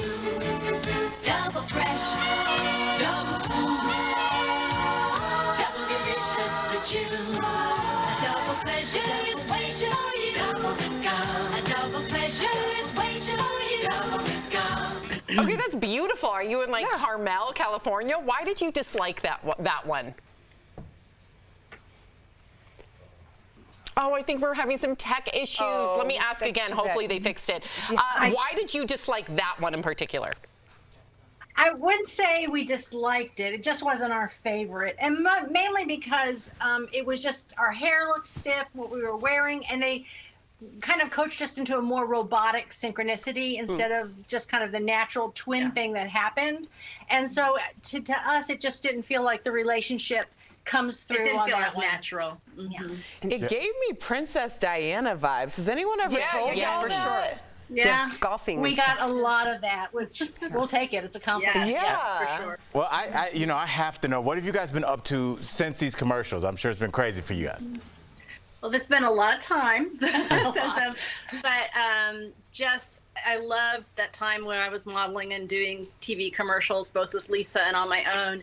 But then really just moved into a season of being a mom, and now I'm a grandmother and love that. And now I've been a successful interior designer for over, 16 years. I have a passion for interior design, and I do some consulting, and I also work for Bassett Furniture in Atlanta. Wow. And I love it. Sounds like a full dance card. Yeah, exactly. We both like it that way. We were apart for over 17 years, Chicago and Atlanta, and then she moved down here, and that was wonderful. I was seriously studying acting, and Doublemint afforded me the finances to be able to live and study in New York for a couple of years. But right as my career was starting to bud as an actress, I realized I didn't want to raise kids in Manhattan. Moved back south. The business had dried up here. Raised 3 wonderful adults now, and but the business is here. And so about 6 years ago, I got back in it, and I am working and acting, and started a little production company, and I'm a filmmaker as well now. I have a film coming out, a supporting role on the come up. Paramount Pictures will be released this fall, and then a very, very, very brief role in the new Fox show Monarch that comes out. To both of you, it was so great to see you both. Honestly, I felt like I was like 8-year-old Sam all over again watching you guys. Thank you so much for joining us today, ladies. We appreciate you. We'll be right back. Thanks, guys. Thank you. I wonder if they ever dated. The Food and Drug Administration proposed banning the sale of menthol cigarettes. These are the last remaining flavored cigarettes on the market and are especially popular among Black Americans. Some social media users claim the ban targets Black Americans, while others say tobacco companies have spent decades using menthol to get Black communities addicted to cigarettes. So let's verify. Does the tobacco industry target menthol cigarette advertising to Black Americans? Our sources are the American Lung Association, the Centers for Disease Control and Prevention, the Campaign for Tobacco-Free Kids, the Food and Drug Administration, Stanford University's Repository of Tobacco Advertising, and the NAACP. Menthol was first added to cigarettes in the 1920s. The American Lung Association says the mint extract helps mask the harshness of cigarettes, which can also make menthol cigarettes more addicting, according to a Yale University study. CDC data shows that 93% of Black adults who smoke started by using menthol cigarettes, compared to 44% of white adults. The CDC says the tobacco industry targeted the Black community by sponsoring hip-hop bar nights where they offered samples of menthol cigarettes and featured, quote, urban culture and language in their ads. A Stanford University research collection of tobacco ads highlights decades of menthol ads that they say were marketed toward a younger, urban demographic, and African Americans are particularly targeted. The Lung Association and Campaign for Tobacco-Free Kids say these ads worked at making menthol cigarettes more popular in minority communities. The NAACP wrote a letter supporting the FDA's ban on menthol cigarettes, saying the tobacco industry used egregious marketing practices in Black communities. So it's true. The tobacco industry does target menthol cigarette advertising to Black Americans. We all know how it goes. The seasons are changing. It's getting warmer, and you want some new spring and summer gear? Yeah. But your closet, yeah, already packed with clothes. So we've got an app that's going to help you. It's going to solve your problem. It's called Vinted. Welcome to your new community. Vinted is a secondhand fashion-focused app where you can buy and sell pre-loved fashion. Just take a photo, write up a detailed description, set the price you want, and upload. There are no hidden selling fees, so the price you set is the price you're going to make. And if you're the buyer, you just search using filters like brand, color, or even condition. And when you finally find that dream piece, you pay through the app. The best part, to ensure your money is safe, the seller doesn't get paid until you receive your item and make sure it is okay. And get this, Vinted is free to download. So if you don't wear it, sell it. We'll be right back.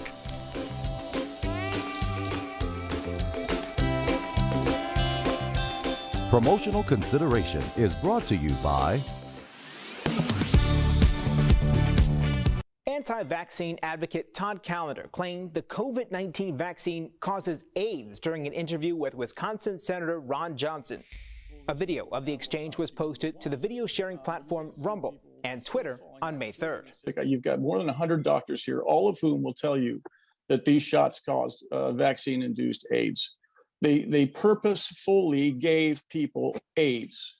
Callender did not provide any proof for his claim, which has been seen by more than 100,000 people on social media. So let's verify. Does the COVID-19 vaccine cause AIDS? Our sources are the Centers for Disease Control and Prevention, the World Health Organization, the National Institutes of Health, and Dr. Pyle Coley with the University of Colorado Anschutz Medical Campus. We want to be clear up front that this claim is false. The CDC says there is no association between COVID-19 and HIV, the virus that causes AIDS. And the NIH explains the only way someone can get HIV is through bodily fluids that are transmitted from person to person. Dr. Coley pointed out there have been millions of COVID-19 doses administered and told Verify in a statement there is, quote, no reporting in the vaccine adverse events reporting system that there's an association between the COVID vaccine and development of AIDS. Johnson later tweeted that he also does not believe the vaccine causes AIDS. So it's false that the COVID-19 vaccine causes AIDS. So where did this claim originate? Some skeptics point to a study published in the journal The Lancet as proof. Researchers highlighted vaccines made in China and Russia that are manufactured with adenovirus vectors and argue they may make men more susceptible to becoming infected with HIV if they're exposed to it. They did not say these vaccines induce HIV or AIDS, and the two vaccines that use adenovirus vectors, CanSino and Sputnik V, are not approved by the WHO or FDA. With your Verify, I'm Brandon Lewis. New inflation figures could impact the dollars in your wallet. Let's connect the dots. Inflation hit a decades high record, 8.5% in March. That means you're likely paying more for everyday goods like groceries. It also means your money isn't as valuable today as it was this time last year. The key question is whether America's inflation rate is topping out or plowing forward. The Federal Reserve is aggressively raising interest rates to counteract inflation, leading to the highest mortgage rates we've seen in about a decade. The Fed's actions have also thrown stocks into correction territory. Tech giants lost more than $1 trillion in value from Thursday to Monday. Inflation could fall for the rest of the year. Some economists predicting it will be around 4% by the end of the year. If that happens, your money will go much further without you having to do a thing. And that is connecting the dots. Daily Blast Live is always focused, always ready, always on cue, always timely. This May, don't miss a day. DBL is all new every day.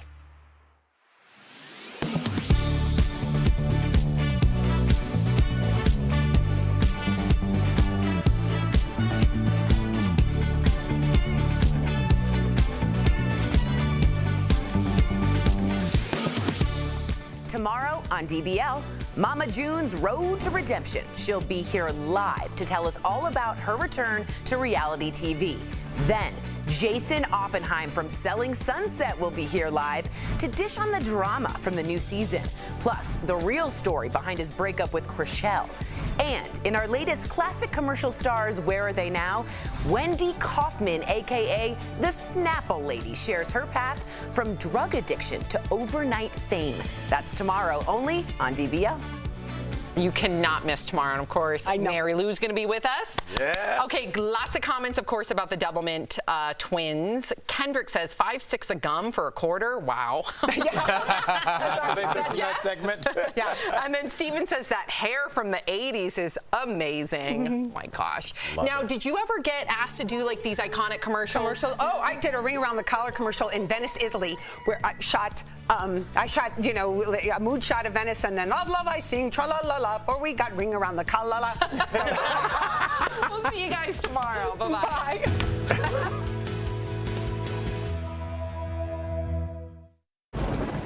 Where hope finds help.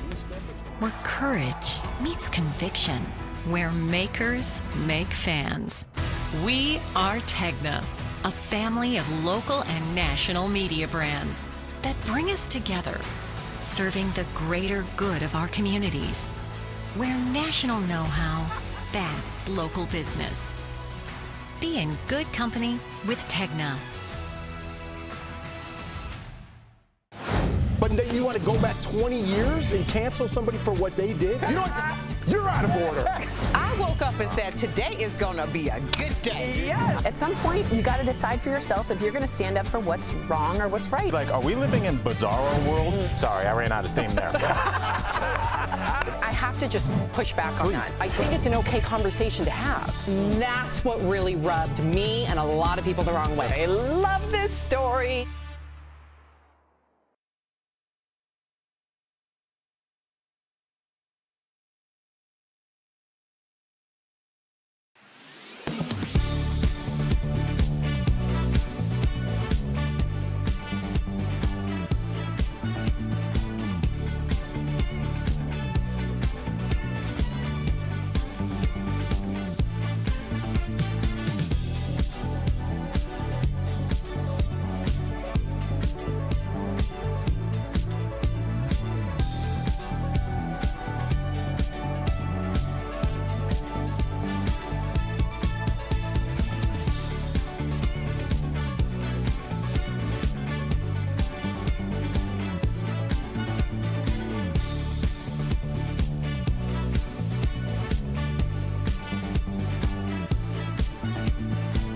talking about today on Daily Blast Live.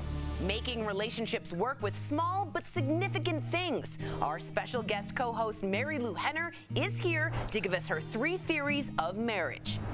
Plus, Mary Lou is revisiting her time as Roxy in Chicago on Broadway with her friend and co-star Ben Vereen. Then, in today's classic commercial stars, Where Are They Now? The longest-running Doublemint twins will be here live. And a passenger with 0 flying experience takes over after the pilot gets sick. I've got a serious situation here. My pilot has gone incoherent. Oh my gosh. Are you insane? This is a sham. No. No. Y'all, just stop. Finally here, drum roll. Boy, it's already begun. Welcome to DBL. Yep, we've got special guest co-host Mary Lou Henner. I love you guys. Having so much fun. You really are part of the family. I was going to say that I feel like the co-host is kind of going away. You're starting to get into family now. You're not a guest anymore. You know when you tell people to go in the refrigerator and get what they want? Like that's the next level again. That's where you are. Good analogy. And of course, Mary Lou is going to be here all week long, so make sure you continue to tune in. And also, we're going to take things a little differently. We're going to do it a little different today because we got Mary Lou here. We're going to dive into relationships. Yes, we are. So first, something that's been trending, okay, to kick it off, this marriage therapist has gone viral on TikTok. He's revealing the 15 small but significant things that every person should know about their romantic partner. Of course, there are the standard things like what's their favorite food, TV show, movie, band, but then it gets a little bit more complicated. Like, do you know what is their most controversial take? Or what family member triggers them the most? Finally, what's their biggest insecurity? Here's the kicker, too. This therapist says you should know all of this within the first 6 months of dating. Wow. What do you think of this list, Mary Lou? Oh, well, first of all, definitely something I'd say is pick a better lighting seat on a Yeah. If you're going to go on a date with this guy, he's got to learn how to pick the better lighting. My first date with my husband. I like it. He was sitting in the good lighting seat because he got there before I did, and it was like, oh my gosh, I'm switching. And I said, oh, I do, you know. But just that's a little thing for him, FYI for him. I asked my husband this list, and he could answer pretty much all of them. The 3 that you mentioned, for sure, he could answer. And I think by the 6th date, you should probably know these things. 6 months in? I mean, 6 months in. Okay, by so 6 you months should. in. Okay. Yeah. I think so.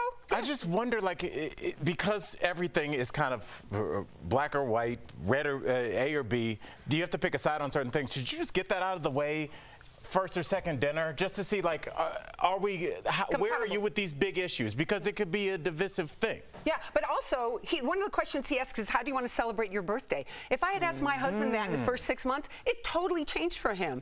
You know, it's like you find different things. You bounce off of one another, and certain things on that list definitely change after 6 months and maybe even before. I think it's okay not to know. I don't know all those things on that list about my wife. You do. I could guess, but I don't know if I'd be after right. 2 days, 3 days with him, he doesn't.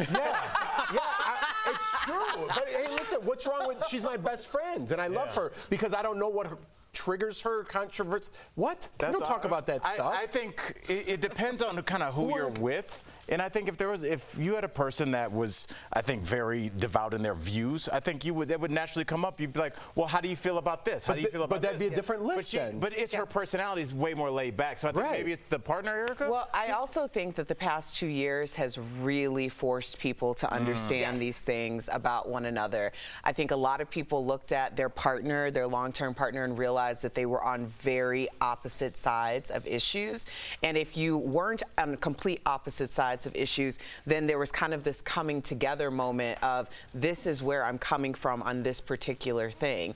And a lot of people split because of it. Yeah, a lot. Oh, I know a lot of couples that broke up during the pandemic. Yeah, for sure. You should ask your wife that list tonight and just see what she says by tomorrow if we revisit. I just don't like people telling me what to do. 15 things. This guy's probably not even married. Give me your advice. Not sitting in the bad lighting seat. Yeah, he doesn't even know how to light his own camera, bozo. I'm just kidding. Mary Lou, I'm also curious about your thoughts on dating. Do you have any theories that you think could help our viewers out there? Oh, well, first of all, I think that you have to represent yourself. You know, my ex-husband, when we broke up, he went on 61 first dates. He went online, 61 first dates. He ended up marrying number 56, and, you know, because he went back to her, and we love her, and they're happily married for 10 years now.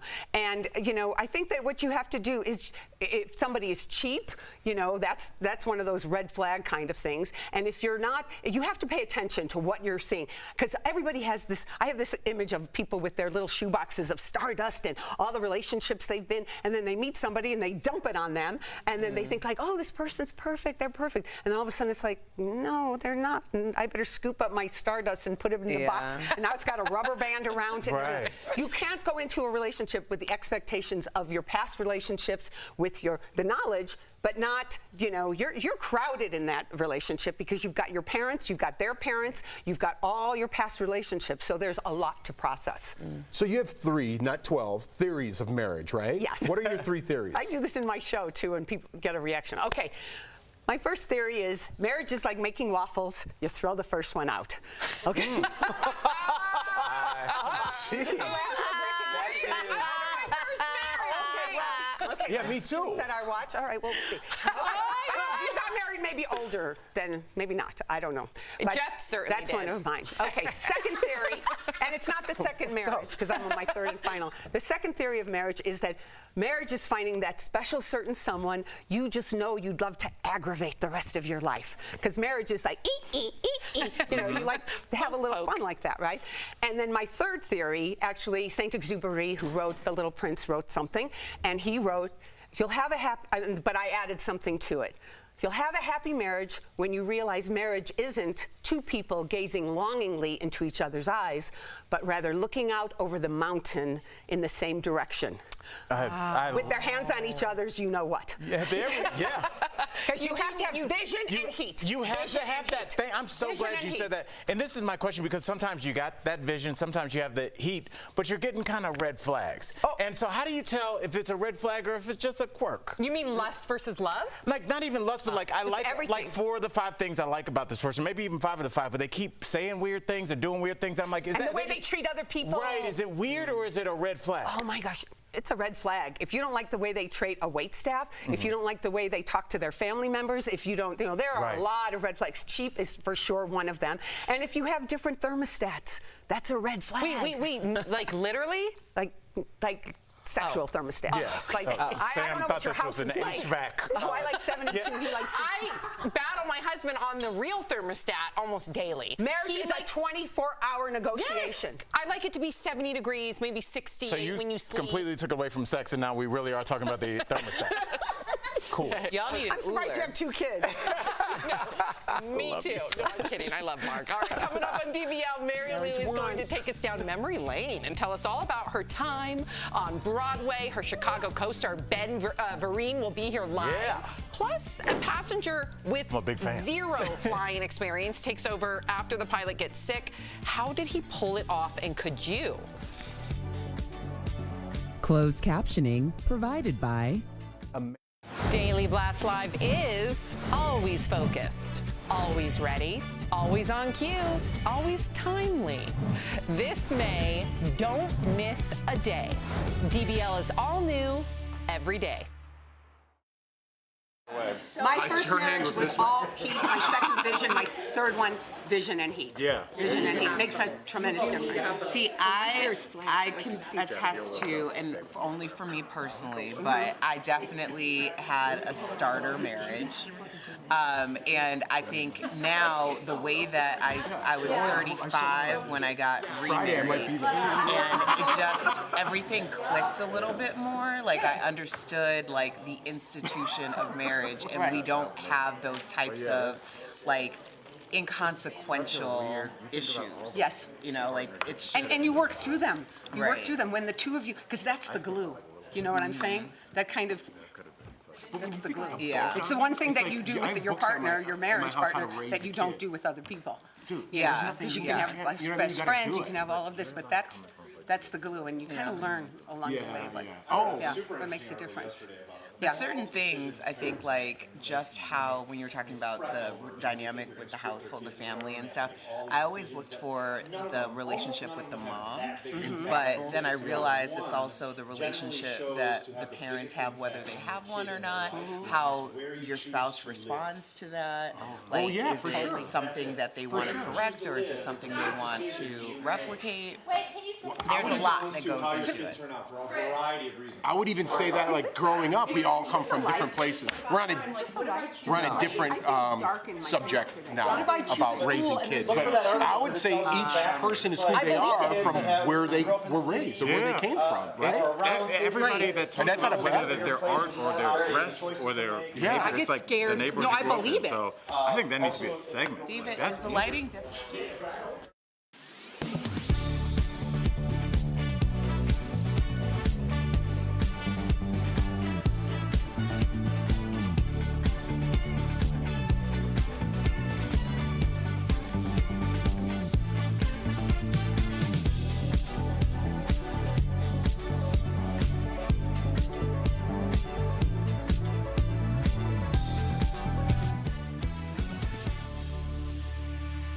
Mary Lou's dancing. You're feeling our theme song. Yeah. Okay, welcome back. A passenger on his way back to Florida from the Bahamas got a whole lot more than he bargained for on his flight.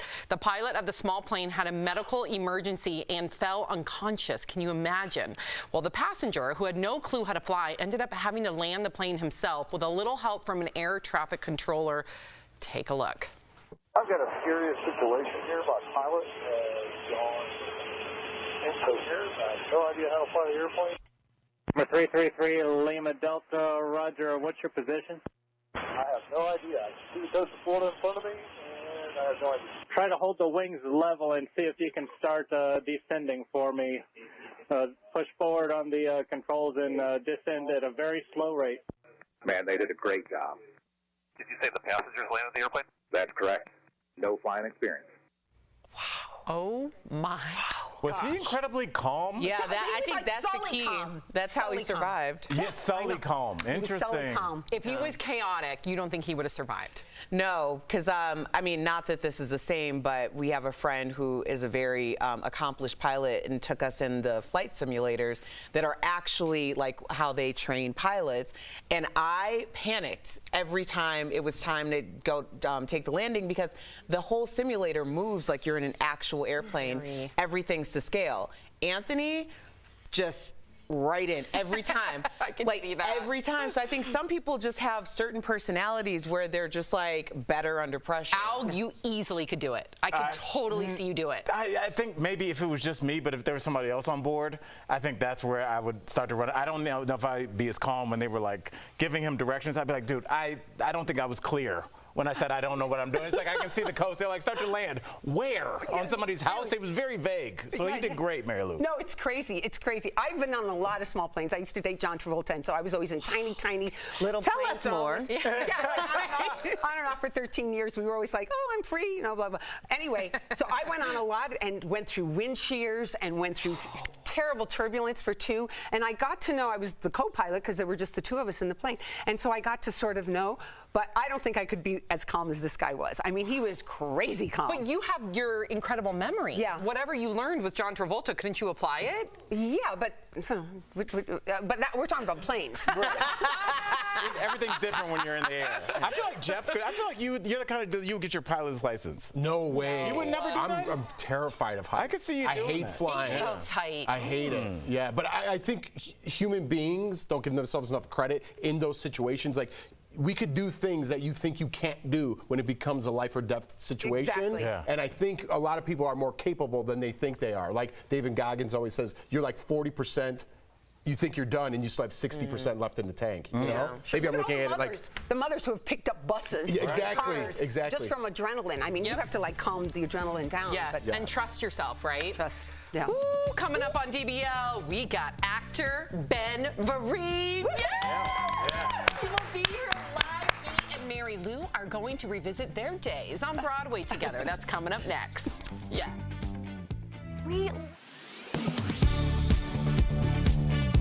The Food and Drug Administration proposed banning the sale of menthol cigarettes.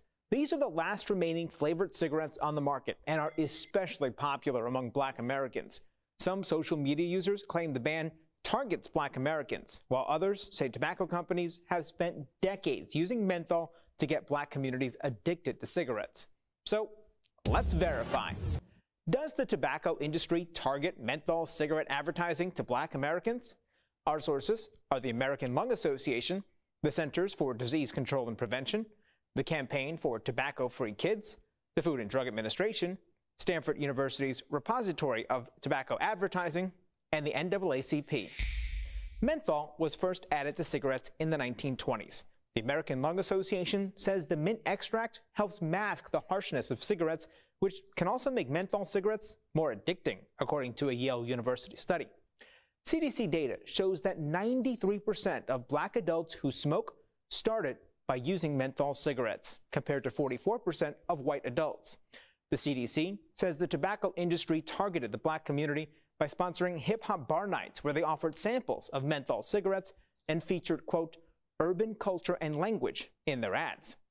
A Stanford University research collection of tobacco ads highlights decades of menthol ads that they say were marketed toward a younger, urban demographic, and African Americans are particularly targeted. The Lung Association and Campaign for Tobacco-Free Kids say these ads worked at making menthol cigarettes more popular in minority communities. The NAACP wrote a letter supporting the FDA's ban on menthol cigarettes, saying the tobacco industry used egregious marketing practices in Black communities. So, it's true. The tobacco industry does target menthol cigarette advertising to Black Americans. All right, Mary Lou, so the next guest is a friend of yours, right? He's Yes. here only because of you. Let's be real. So take it away. No, I don't know that he's only here because of me. He's got this incredible song about Ukraine that we're going to talk about. But Ben, it's so good to see you. I love you so much. Yes. We got to do Vegas together. So Vegas, baby. How are you, darling? I'm so good. I haven't seen you since. Here from the old razzle. Oh my gosh. I don't even know if, well, I'm sure I told Ben this, but I'll tell our viewers. What? I saw him when I was on a school trip in college, and I saw you in Pippin, and I said, I'm not coming back to New York until I'm on a stage too. And you were always that beacon of hope and inspiration and light. And I got to Broadway, and then when I got to work with you in Chicago, in Vegas, I thought, I'm working with my idol. Wow. I'm so excited. And everybody loved you. Wonderful. Wonderful to work with. Wow. And Ben, you know, we had such fun. I can't even imagine the fun you two had. And Ben, you know, speaking of Pippin, I mean, you're a Broadway legend. You won a Tony for Pippin. Yes. You were in Roots, which has the second most watched series finale in U.S. television history. What do you think about when you look back on your incredible career? Does it ever sink in? Wow. No, it's still sinking in. I have a lot yet to do. Yes. That's right. I've got time to look back. Look what's going on in the world. Right. We, as entertainers, have a responsibility to entertain and to enlighten and to inform, which you are doing very excellently on the show. So thank you very much. Wow. It's just an honor to speak with you and Mr. Vereen. I just want to say that you came and spoke to my high school in the 90s. And I was talking to my friends. We're on a group chat, and we all remember that. We're all grown men now. I just want to say we appreciate you. We appreciate you coming to Beechwood High School. Grew up well, son. Thank you for that. He gives back. Man, He gives back. I know. He is royalty, and you need to be aware of your status and how much you have impacted the arts and just people in general. So we appreciate your spirit. And with that said, it's going to actually lead me into my next question, because you know, obviously, life has a lot of ups and downs, and you've faced more than your fair share. How do you keep a smile on your face and keep a smile on all our faces? How did you fight through that adversity to keep who you are? Sing a song in school. There's something within me that holdeth the rain. There's something within me I cannot explain. All I can say is there's something within you and within I that keeps us going. I tell a friend of mine, I said, how do you feel today? He said, man, I'm above ground. Wow. And if I'm above ground, the miracles begin. And that's what we So positive. What a orator. No matter what the situations are around you or what you know going on in the world, you are above ground. So you have the opportunity to make a difference for a better world. That's all on this planet. Well, let's talk about your empathy and application, because you recorded a song for Ukraine. What really compelled you to do this? A friend of mine named Ira Antilles came to me and he said, Ben, I've written a song about Ukraine. He said, we've been watching it on TV, and I've been watching it like everybody else. Yeah, I'm the type of guy, when 9/11 happened, I didn't run from the towers falling. I ran to the towers because my fellow New Yorkers were falling from those towers. I'm sitting here, and I can't go to Ukraine or go to Poland, but I can at least do something to help the Red Cross, to help UNICEF, to help Abundance of Life, who deal with children who are being refugeed or being abandoned. You know, we must remember the children are our future. And we must save our children, our youth, because they'll make the world better for us if they're watching us. And how we deal with this, they are watching. They will be, and that will be the example how they will live their lives to make this world a better place. But we got to save these children. So I went with Ira. I said, let's do this song. I got some friends from the Broadway choir, and we recorded this song, and we're raising money for these young people and for the people of Ukraine until this madness is over. Right. It's never going to be over, because these children will live their lives and go on. But we got to let them know we were there. We were there for you, for a better world. Ben, I forgot I was on television for a second. You're so captivating and passionate. It's true. You're fantastic. But I want to get this last question. And you star in the sitcom Be Positive, and your character struggles with hiding early dementia. Why is this so important to bring this to the screen, this issue? If you're lucky enough, if we are lucky enough, to young people, if you're lucky enough, you get to that age. And when you get to that age, there are obstacles in the way. By being aware of them, because in schools they don't teach us how to live, they teach us how to make a living. If they taught us how to live, we'd say, okay, let's do something about these things that are going to approach us at an elderly age. And these secrets of dementia, on us out of nowhere. You have with your parents, and we don't know how to deal with. They repeat themselves. Well, you are amazing, Ben. I'm so thrilled that you're here with us today. Thank you so much for being with us today. And we got to make sure, DBL Nation, make sure that you check out Ben's sitcom, Be Positive, and the We Sing for Ukraine video where you can donate. And we did have some tech issues at the end. I just want to say that. But Ben, you're... Ben, what a pleasure. It's an honor. No, I understand. I'll be back. Happy. We'll talk to you, darling, as you go. Thank you.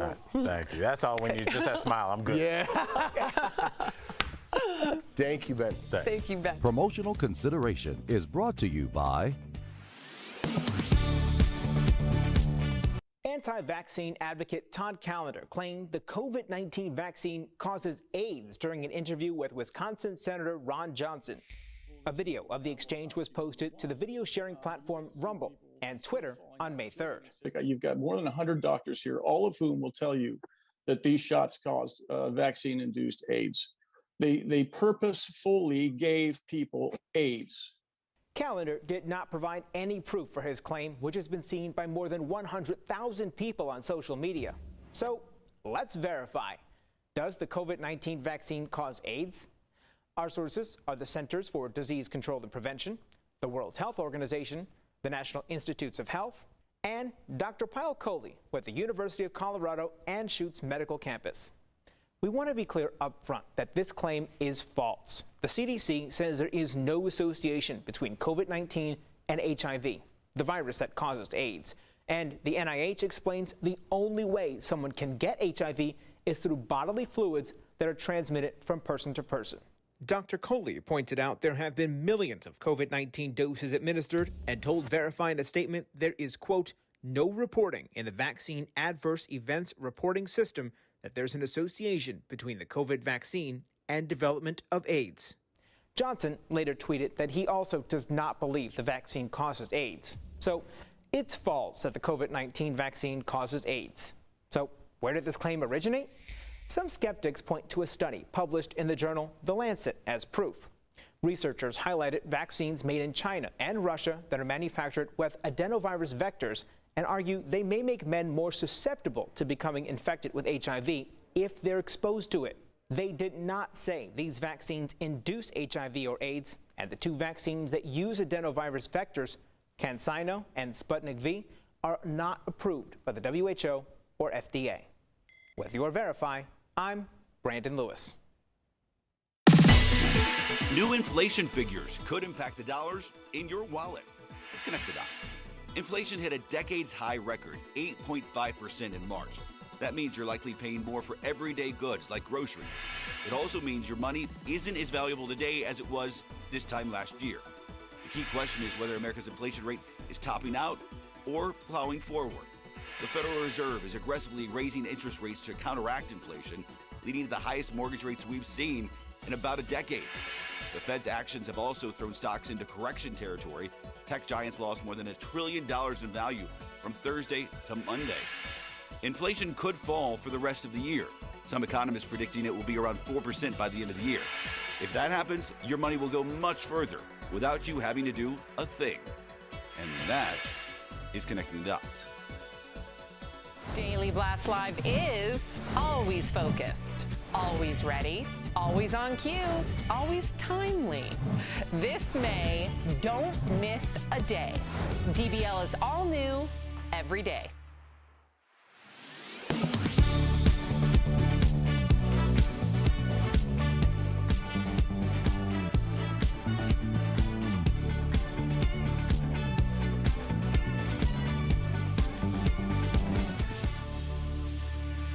Lots of Ben comments. So Air Benez says this amazing man has rendered Al speechless. Al didn't even crack a joke. Not at all. No, he's royalty.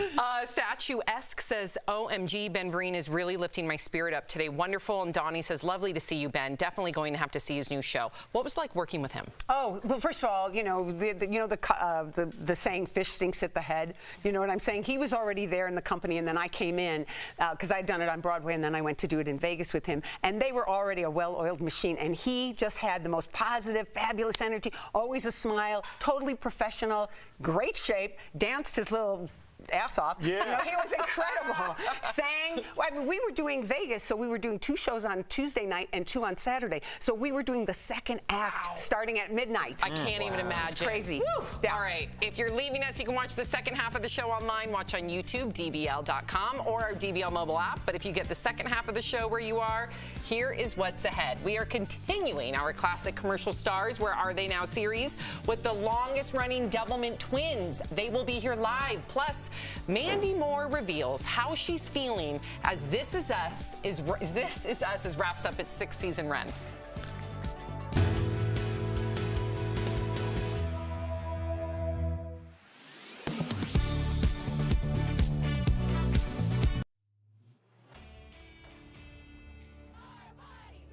From protesting in the streets to the avenues of social media, people are fired up about the future of Roe v. Wade. And on social media, you'll find a lot of claims about just how popular Roe v. Wade is. Many saying that about 70% of Americans support it and 30% want to see it overturned. So to gauge public opinion, our Verify researchers took a closer look at polls published between 2019 and 2022. We looked at polls from Gallup, Pew Research, ABC Washington Post, Rasmussen, YouGov, and Monmouth University. And as you can see, Pew was the only one that found that 70% of people supported the decision. That was in August 2019. Others pegged that number between 45 and 62%. So we asked political science experts Samara Klar and Marzia Ochino why polls can differ. And one thing they said to consider is how the question is phrased. If you ask people, do you support Roe versus Wade versus do you think the government should be involved in a woman's decision regarding her body, you're going to get very different answers to that question. And even if the two polls are phrased the same and have the same number of options, you could still see discrepancies between the two. Things like how people were contacted, what preconceived notions people have about the group that's organizing the poll, cues that people get from political leaders they support, and even cues people get from the person that's surveying them. All that can skew the results. When they answer, they know what's the desirable answer versus what's the politically incorrect or undesirable answer. So we can verify that in all but one of the polls mentioned, the majority of Americans do not support overturning the landmark Roe v. Wade decision, though it's not always 70-30. With your Verify, I'm Evan Kozloff.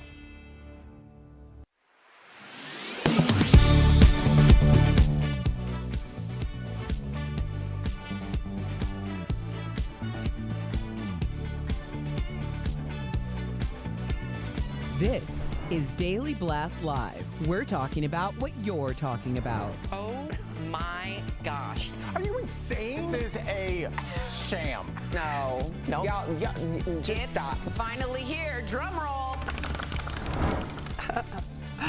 Welcome to DBL again. We are joined by the amazing Mary Lou Henner.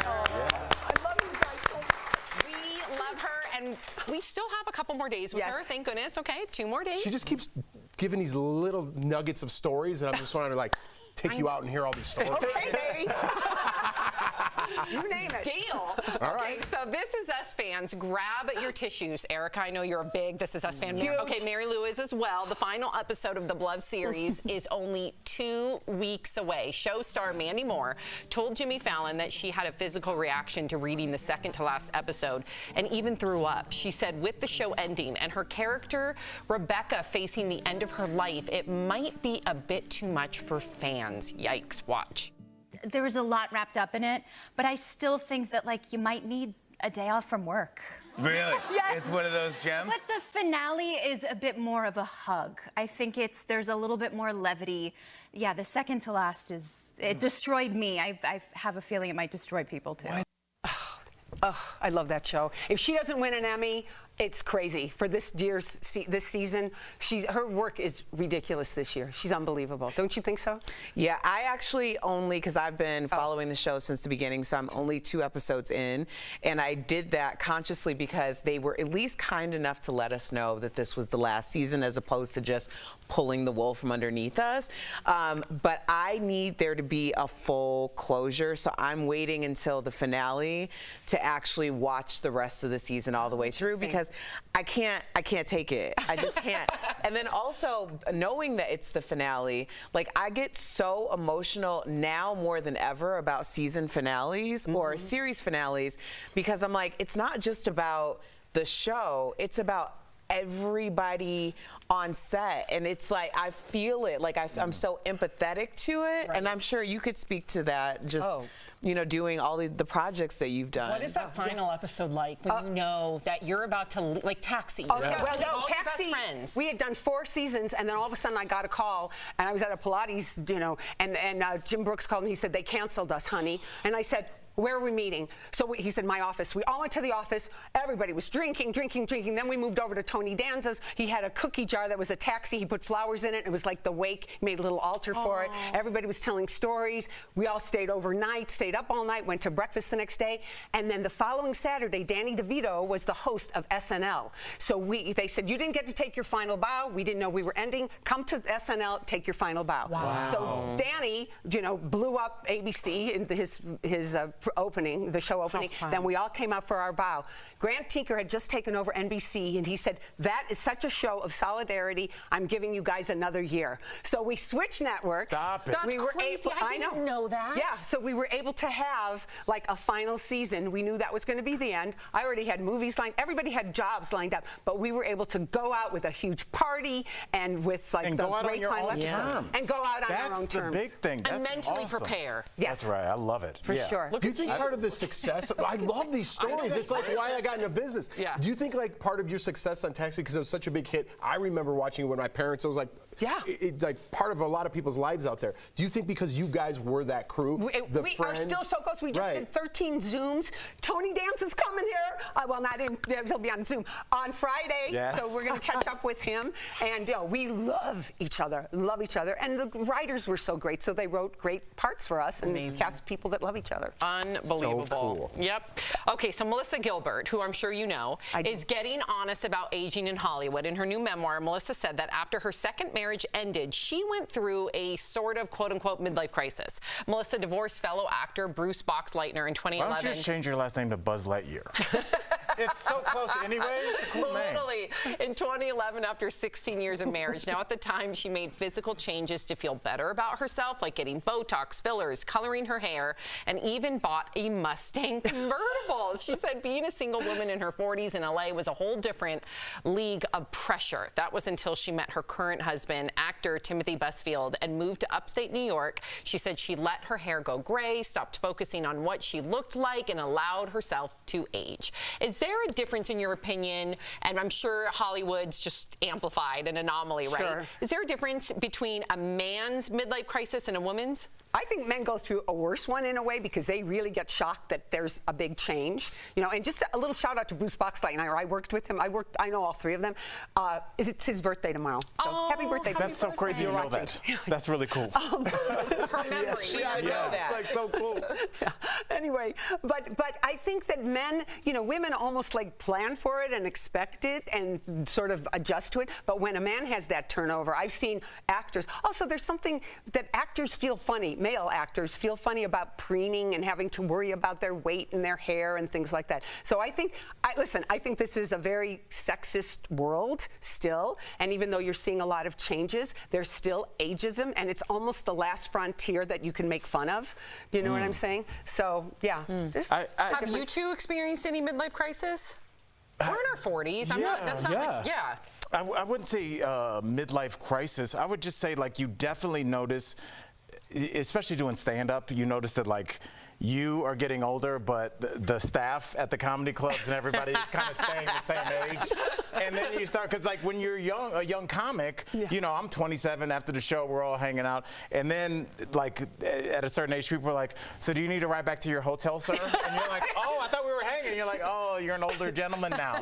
So yeah, it's just kind of like, you know, I didn't have that crisis, but I could see how like you don't see it coming. And then all of a sudden you're like somebody's dad and you're like, oh, how did this happen? Did you feel like that? I feel, because I think it's creeping up on us. I don't think we've hit the crisis yet. We have. But I think I appreciate you saying it's that. not like we went out and bought like convertibles. That's like the classic midlife crisis. Bidet. Al bought a steam room. A bidet? That's for his bachelor pad. I have, first of all, 2 bidets, all right? One upstairs and downstairs. We're not playing in our house. And I didn't compliment you on the heated seat. Oh, thank you. Yeah, Sam was over here. But I think, like, they call it a midlife crisis, Mary Lou, but it's like that's when you can afford the stuff you want. You can't do it when you're 22. You can probably buy a Corvette when you're 50. But don't you always feel like you? I mean, I always just feel like me. And you get on that train of life and you're in that car that you're in, but you're going station to station and new people come on and it's like, hey, you know, you feel like yourself unless you're, you know, but Melissa McGilbert was also a child star. Right. And I think that's very different for people in terms of aging. That is a great point. Absolutely. Okay, so this is crazy. Would you guys pay $1,800 for a pair of destroyed sneakers? Luxury fashion label Balenciaga just launched these high tops, there they are, that look like they've been put through a shredder, run over by a car, graffitied for $1,850. The label says only 100 pairs of the extra destroyed sneakers will be available to buy. Jeff Schroeder, take it away. Mary Lou, you're going to see a side of me. I can't stand this. It makes me, I'm physically angry about this. You pay $1,800 for these shoes. My wife wanted me to buy her a pair of shoes that were a little more expensive, a couple $100, right? They're called Golden Goose shoes. And I refuse. I'm like, I'm not paying that much for shoes that look like they've been worn. She bought herself a little present, so. But that's only a couple $100. $1,800 when we make fun of all these billionaires going to space and how rich people spend their money. Why isn't Balenciaga getting pushback for this? Seriously. Why aren't they? Why aren't they? Yeah, I know. I agree with you. Sorry, I get it. Talk about a red flag on a date. If a guy showed up with those sneakers, would you date them? But if he's a fashion, what if he's a person that dabbled in or like, I don't think you dabble with $1,800 shoes. What if he's a person's like, I'm into fashion, and if you liked everything about him, except he had on some $1,800 destroyed shoes, would you still go on a second date? The date doesn't come with a chyron under the guy saying these are really cool and cost $1,800. You know, it just doesn't. It doesn't. We don't get that chyron. I wish we did. What are you I don't like to tell people how to spend their money. I think that there is an actual market for things that people buy simply because no one else can have What it. are those, Erica? I'm simply saying, now I also don't have, like, one of my biggest pet peeves are people who are able to have a certain amount of resource and they just look like crap on purpose. I think it reeks of privilege. Yes. And that was something that when my husband and I first got together, because he wears suits and everything to work, we would go out to dinner and I'm like, where you going? Because you're not coming with me. And he'd be like, I'm not trying to impress anyone. And I'm like, yeah, but I feel like it's disrespectful to me and it's disrespectful to anyone else who's going to this nice restaurant, because this is like maybe just your Tuesday, but this may be someone's like anniversary or birthday or something. Right. And I think you show respect by dressing up. So I don't have a lot of respect for people with a lot of resource who don't at least think about other people in that way, but I'm certainly not going to judge someone for spending their money the way that they see fit. I will. You can buy cheap shoes and make them look like that and call them Balenciaga. Easily, totally. That's what my sons have a bunch that they left when they went to college that are still in their closet. Okay, good. What size? 11. Okay. Coming up on DBL, the longest running Doublemint twins are going to be here live. There they are. We can't wait to go back to the 80s with them. Coming up next. Closed captioning provided by... Tomorrow on DBL, Mama June's Road to Redemption. Then, Jason Oppenheim from Selling Sunset will be here live. And in our latest classic commercial stars, Where Are They Now? The Snapple Lady. That's tomorrow on DBL. There, does it? Lisa and Oh, it does? Yeah. I thought it was just in a your... little behind the scenes. I'm having back issues because I'm aging gracefully. You can impress it? Awesome. Thank you. I get that all the time. What you call it? Oh, I'm good at this too. Oh, it's like right here. I get that all the time. It's right like here? from your sleep, or if you do like some sort of workout. Yeah, I know. Right? She got it. Yeah. Thank you. Yes. I did this once to Jim Brooks while he was directing Taxi or talking to us, and all of a sudden he went, I remember French. You know, it's I'm so honored right now. Look at you, Erica. Oh my gosh. Put on some Balenciaga shoes and it's all good. I wore those yesterday. I have question 5. Okay. Oh my gosh, thank you so much. Yeah, it's radiating. I can feel it. There's heat. There's really? There's heat. I think I slept wrong. Yeah, you get that crick right in your... I get that all the time. It's the worst. You know what I realized one time, I don't know where you keep your wallet, but back when I was a road comic and I was driving, I was keeping my wallet in my back and I was getting these shooting pains to the point where like I didn't know, I didn't have any health insurance, and I realized like my wallet was so fat because it was back when you got cash, that like, you know, it was, I was sitting on it, it was like throwing my alignment off. That's a Seinfeld episode. Is it really? So George's wallet is like this big. He's like, I'm having back problems, and he pulls out his wallet, and he's like, maybe that's the problem because he's got like hard candy in there and stuff. It is like, I never watched Seinfeld, which is so weird. The writing is like, because it's Larry David. I think I put my braid in a thing. It made him the star. Yeah, I think I slept on my braids. Yeah. He might now. Do you actually feel the knot? Yeah, I can feel the knot. And not only that, I can feel like a little, like heat. Stabbed. And curve is by far his favorite.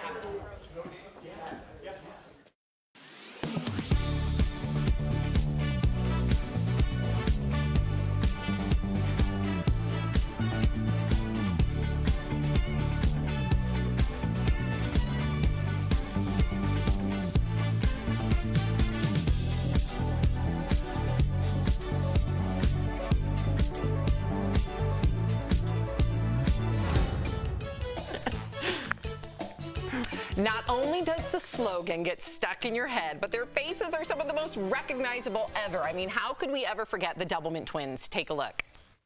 A double pleasure's waiting for you. A double pleasure from Doublemint gum. A double great feeling, making you realize Doublement's the one for you. Double fresh, double smooth, double delicious to chew. A double pleasure is waiting for you. Doublemint gum. A double pleasure is waiting for you. Doublemint gum.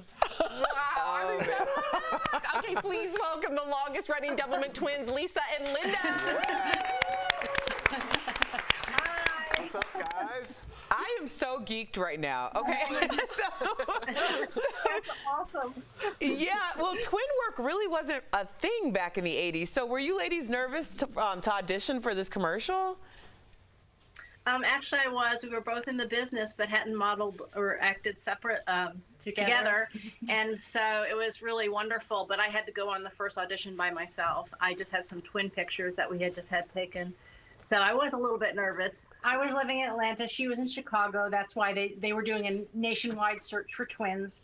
And I wasn't able to fly up there for that. But she won us a call back, and I flew up for that. They narrowed it down to 9 sets of twins. Wow. And we weren't as much nervous as we were excited about the opportunity. So we were surprised 3 weeks later when we got the call that we had booked it, and then one thing led to another, one spot led to another, and we did a total of 6 spots. Oh, wow. Yeah, so you did 6. I mean, it's I'm married to an identical twin, so I know how crazy that can be. But you did 6 spots. Did you have a favorite among the 6?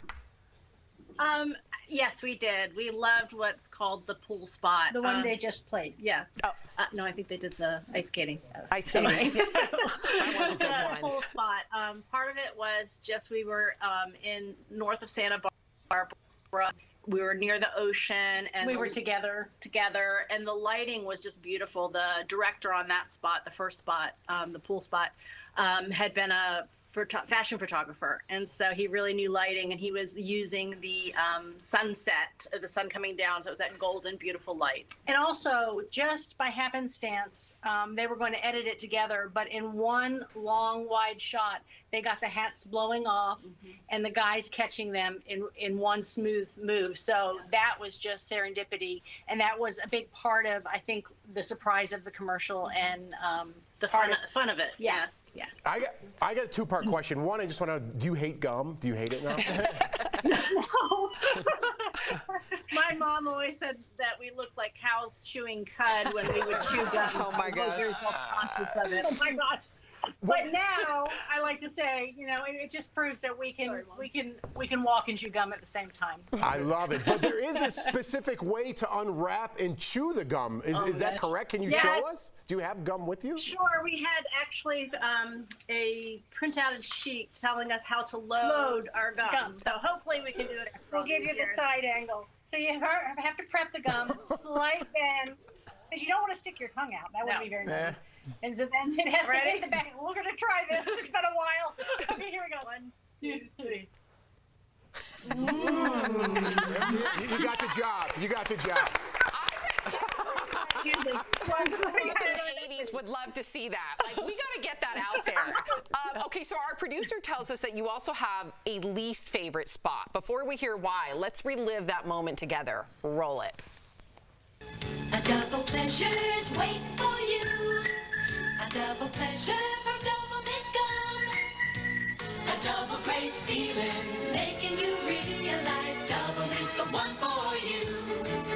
Double fresh, double smooth, double delicious to chew. A double pleasure is waiting for you. Doublemint gum. A double pleasure is waiting for you. Doublemint gum. Okay, that's beautiful. Are you in Carmel, California? Why did you dislike that one?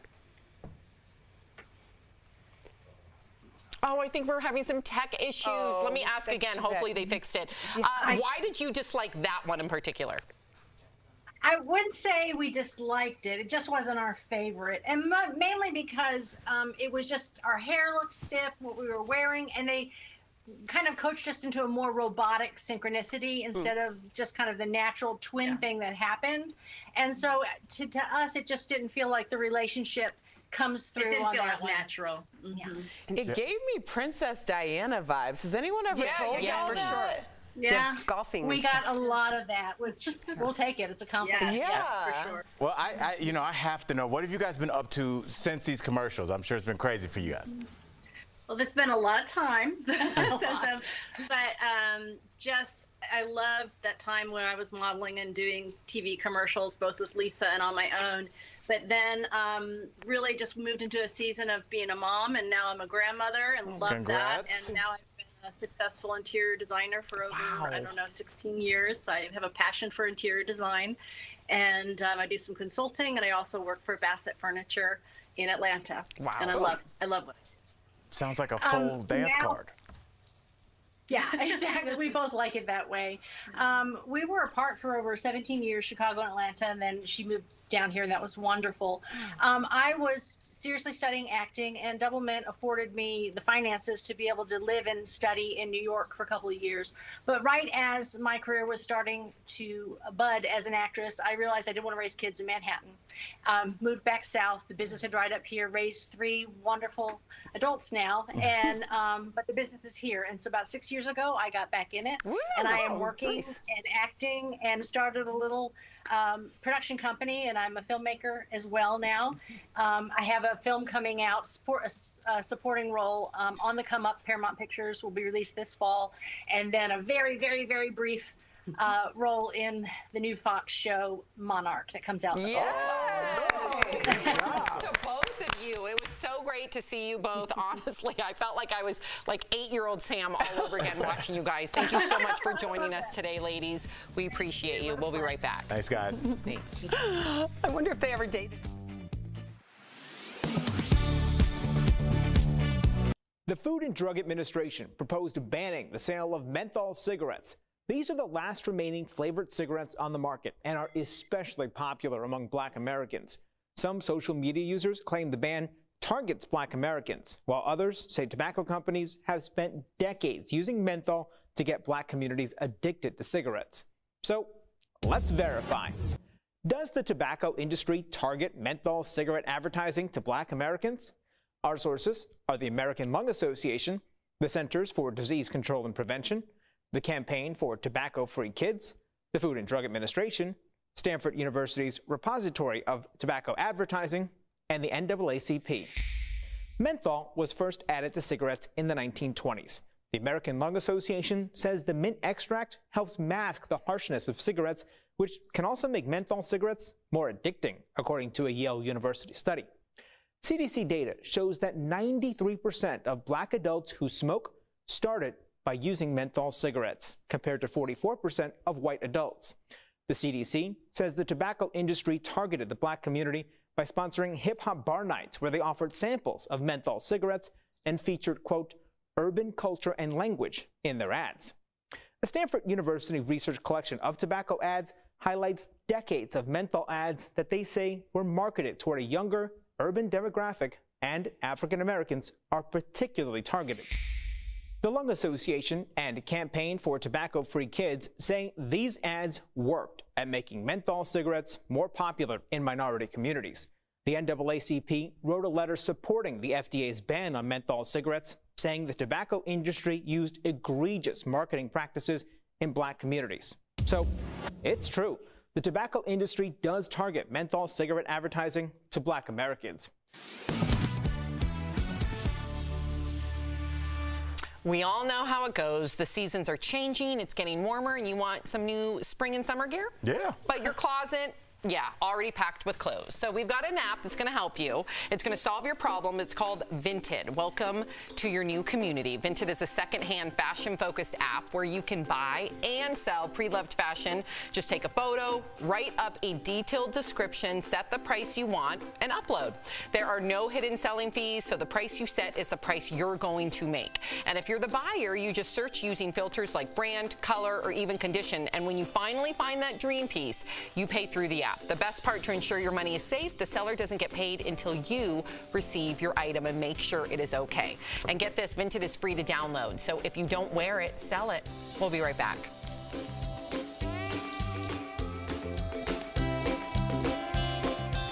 Promotional consideration is brought to you by Anti-vaccine advocate Todd Callender claimed the COVID-19 vaccine causes AIDS during an interview with Wisconsin Senator Ron Johnson. A video of the exchange was posted to the video sharing platform Rumble and Twitter on May 3rd. You've got more than 100 doctors here, all of whom will tell you that these shots caused vaccine-induced AIDS. They purposefully gave people AIDS. Callender did not provide any proof for his claim, which has been seen by more than 100,000 people on social media. So let's verify. Does the COVID-19 vaccine cause AIDS?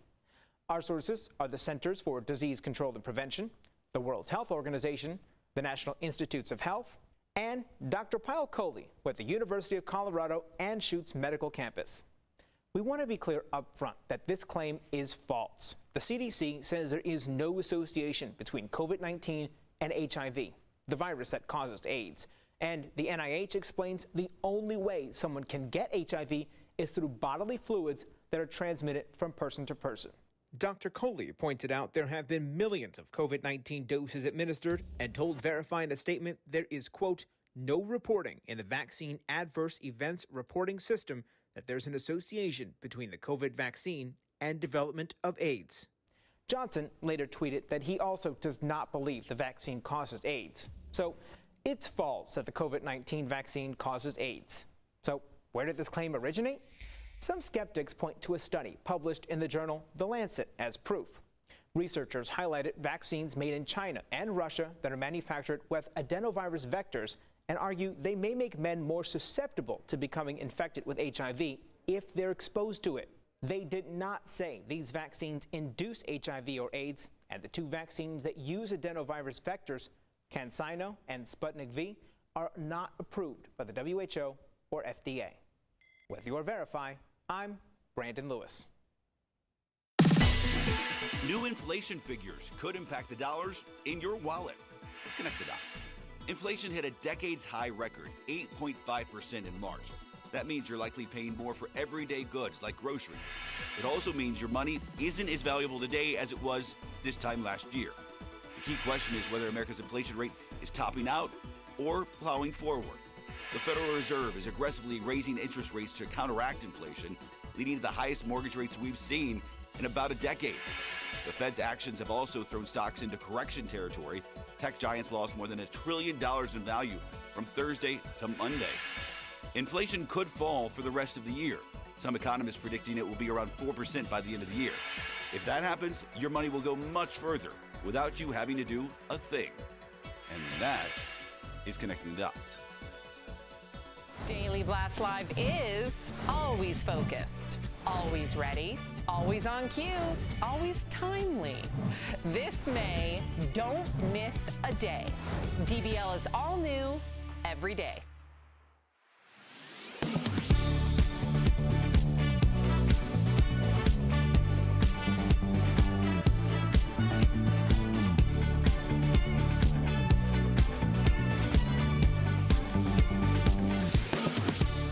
Tomorrow on DBL, Mama June's road to redemption. She'll be here live to tell us all about her return to reality TV.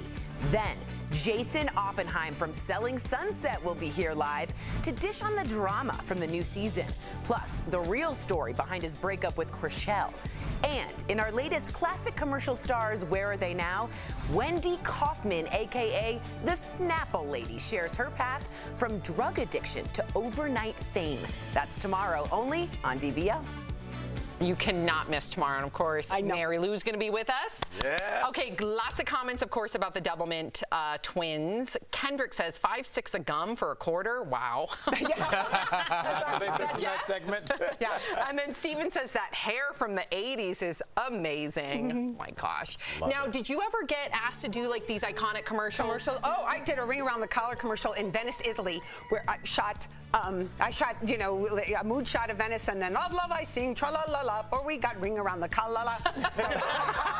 We'll see you guys tomorrow. Bye-bye. Bye.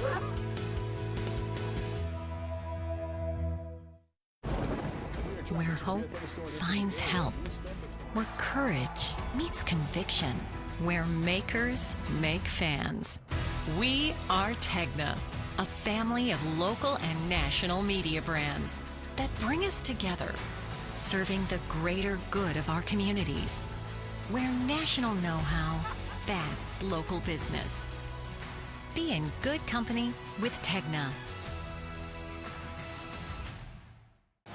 But you want to go back 20 years and cancel somebody for what they did? You know what? You're out of order.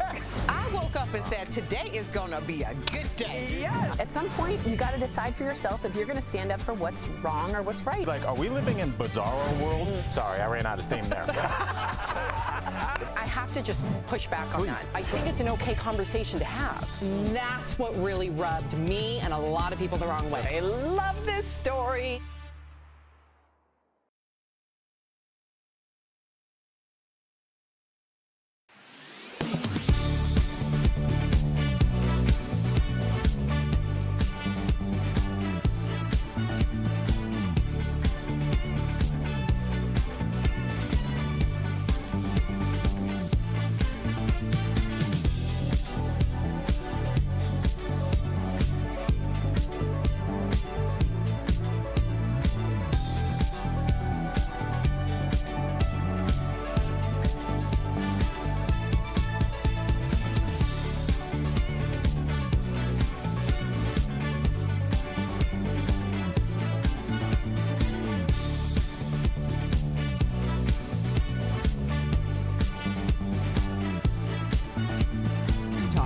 Today on Daily Blast Live. Making relationships work with small but significant things. Our special guest co-host Mary Lou Henner is here to give us her 3 theories of marriage. Plus, Mary Lou is revisiting her time as Roxy in Chicago on Broadway with her friend and co-star Ben Vereen. Then, in today's classic commercial stars, Where Are They Now? The longest-running Doublemint twins will be here live. And a passenger with 0 flying experience takes over after the pilot gets sick. I've got a serious situation here. My pilot has gone incoherent. Oh my gosh. Are you insane? This is a sham. No. Nope. Yeah, just It's stop. finally here. Drum roll. Boy, it's already begun. Welcome to DBL. Yep, we've got special guest co-host Mary Lou Henner. I love you guys. Having so much fun.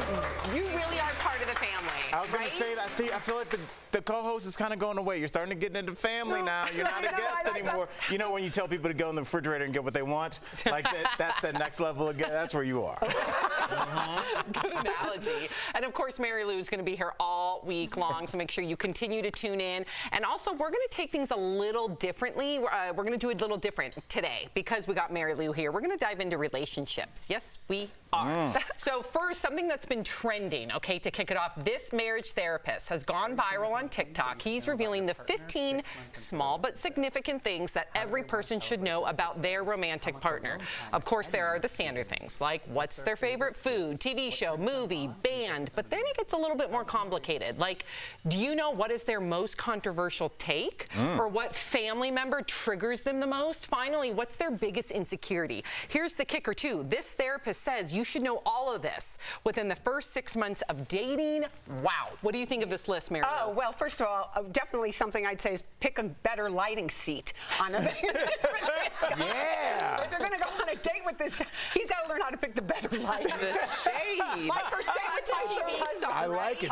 He was sitting in the good lighting seat because he got there before I did, and it was like, oh my gosh, I'm switching. And I said, oh, I do, but just that's a little thing for him, FYI for him. I asked my husband this list, and he could answer pretty much all of them. The 3 that you mentioned, for sure, he could answer. And I think by the 6th date, you should probably know these things. 6 months in? I mean, 6 months in. Okay, by so 6 you months should. in. Okay. Yeah. I think so.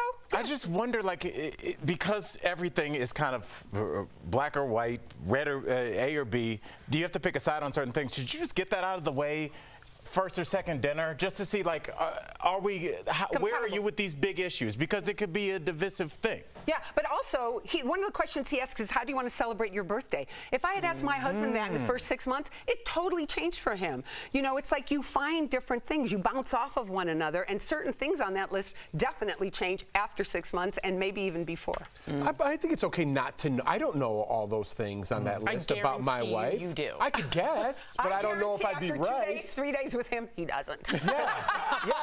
It's true. But hey, listen, what's wrong with? She's my best friend, and I love her because I don't know what triggers her controversy. What? We don't talk about that stuff. I think it depends on kind of who you're with. And I think if you had a person that was, I think, very devout in their views, I think that would naturally come up. You'd be like, well, how do you feel about this? How do you feel about this? But that'd be a different list then. But it's her personality is way more laid back. So I think maybe it's the partner, Erica? Well, I also think that the past 2 years has really forced people to understand these things about one another.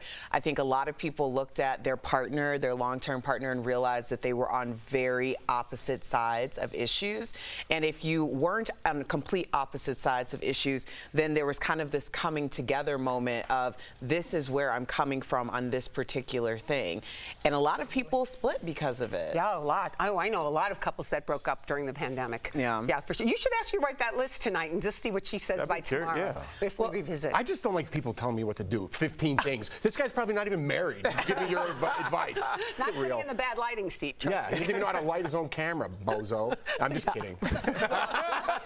Mary Lou, I'm also curious about your thoughts on dating. Do you have any theories that you think could help our viewers out there? Oh, well, first of all, I think that you have to represent yourself. You know, my ex-husband, when we broke up, he went on 61 first dates. He went online, 61 first dates. He ended up marrying number 56, and, you know, because he went back to her, and we love her, and they're happily married for 10 years now.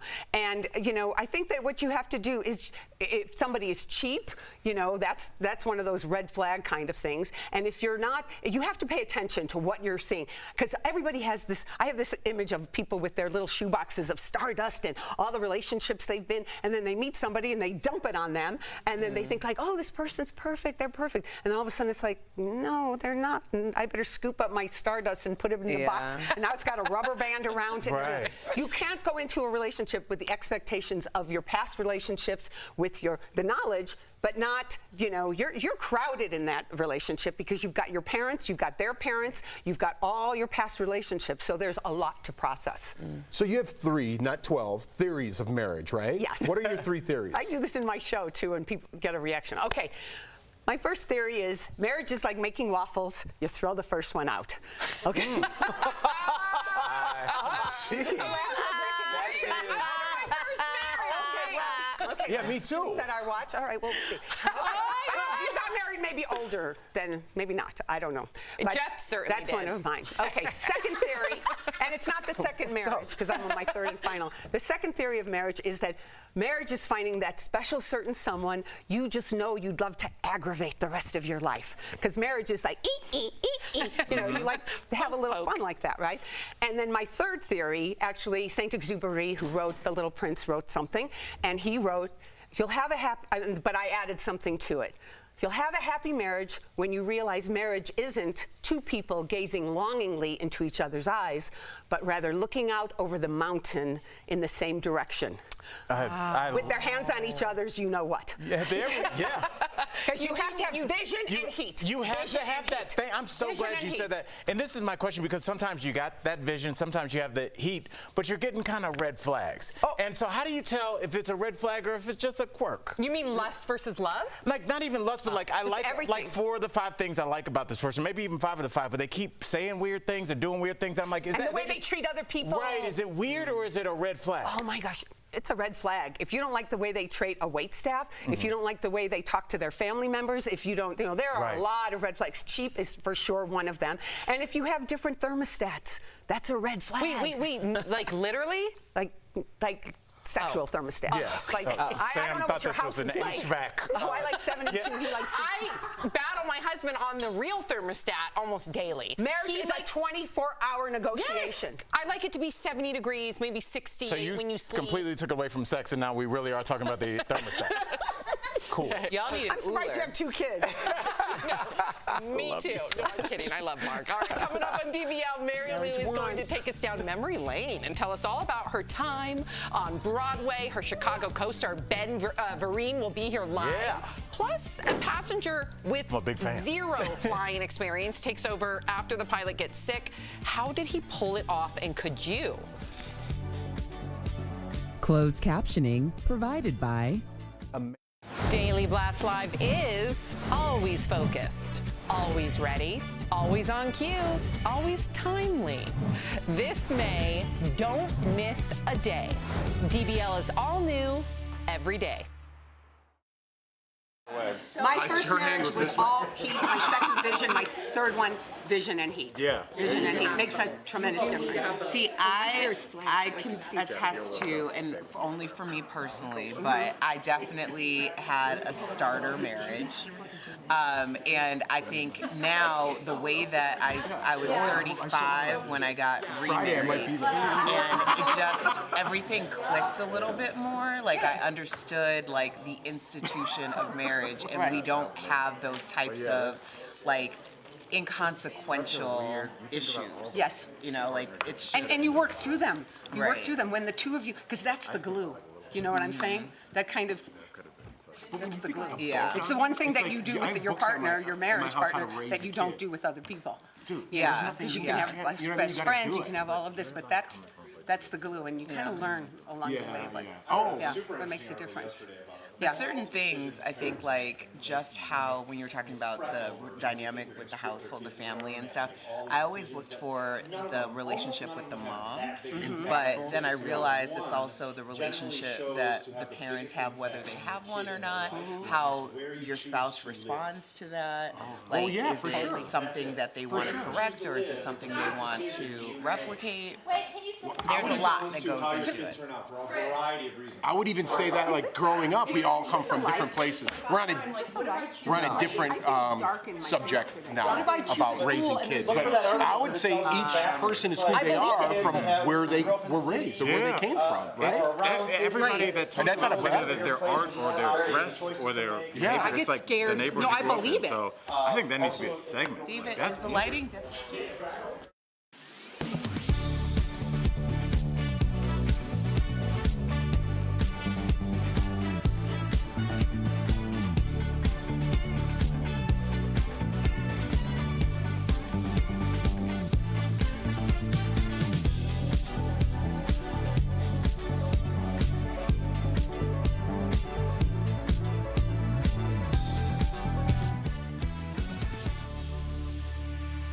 Mary Lou's dancing. You're feeling our theme song. Yeah. Okay, welcome back. A passenger on his way back to Florida from the Bahamas got a whole lot more than he bargained for on his flight. The pilot of the small plane had a medical emergency and fell unconscious. Can you imagine? Well, the passenger, who had no clue how to fly, ended up having to land the plane himself with a little help from an air traffic controller. Take a look. I've got a serious situation here. My pilot has gone incoherent. I have no idea how to fly the airplane. Number 333 Lima Delta, Roger. What's your position? I have no idea. I see the coast of Florida in front of me, and I have no idea. Try to hold the wings level and see if you can start descending for me. Push forward on the controls and descend at a very slow rate. Man, they did a great job. Did you say the passengers landed the airplane? That's correct. No flying experience. Oh my. Was he incredibly calm? Yeah, I think that's the key. That's how he survived. Yes, sully calm. Interesting. If he was chaotic, you don't think he would have survived? No, because, I mean, not that this is the same, but we have a friend who is a very accomplished pilot and took us in the flight simulators that are actually like how they train pilots. And I panicked every time it was time to go take the landing because the whole simulator moves like you're in an actual airplane. Everything's to scale. Anthony just right in every time. I can see that. Every time. So I think some people just have certain personalities where they're just like better under pressure. Al, you easily could do it. I could totally see you do it. I think maybe if it was just me, but if there was somebody else on board, I think that's where I would start to run. I don't know if I'd be as calm when they were like giving him directions. I'd be like, dude, I don't think I was clear when I said I don't know what I'm doing. It's like I can see the coast. They're like, start to land. Where? On somebody's house? It was very vague. So he did great, Mary Lou. No, it's crazy. It's crazy. I've been on a lot of small planes. I used to date John Travolta, and so I was always in tiny, tiny little Tell planes. us more. On and off for 13 years. We were always like, oh, I'm free, you know, blah, blah. Anyway, so I went on a lot and went through wind shears and went through terrible turbulence for 2. And I got to know I was the co-pilot because there were just the 2 of us in the plane. And so I got to sort of know, but I don't think I could be as calm as this guy was. I mean, he was crazy calm. But you have your incredible memory. Yeah. Whatever you learned with John Travolta, couldn't you apply it? Yeah, but we're talking about planes.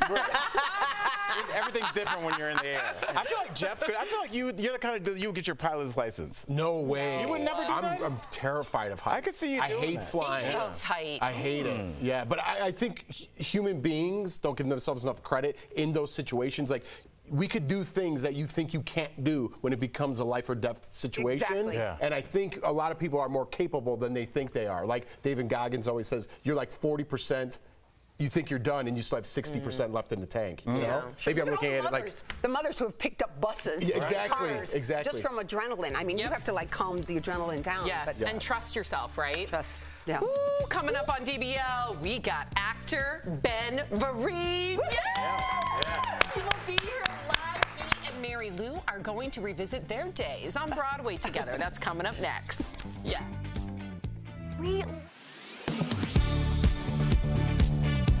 The Food and Drug Administration proposed banning the sale of menthol cigarettes.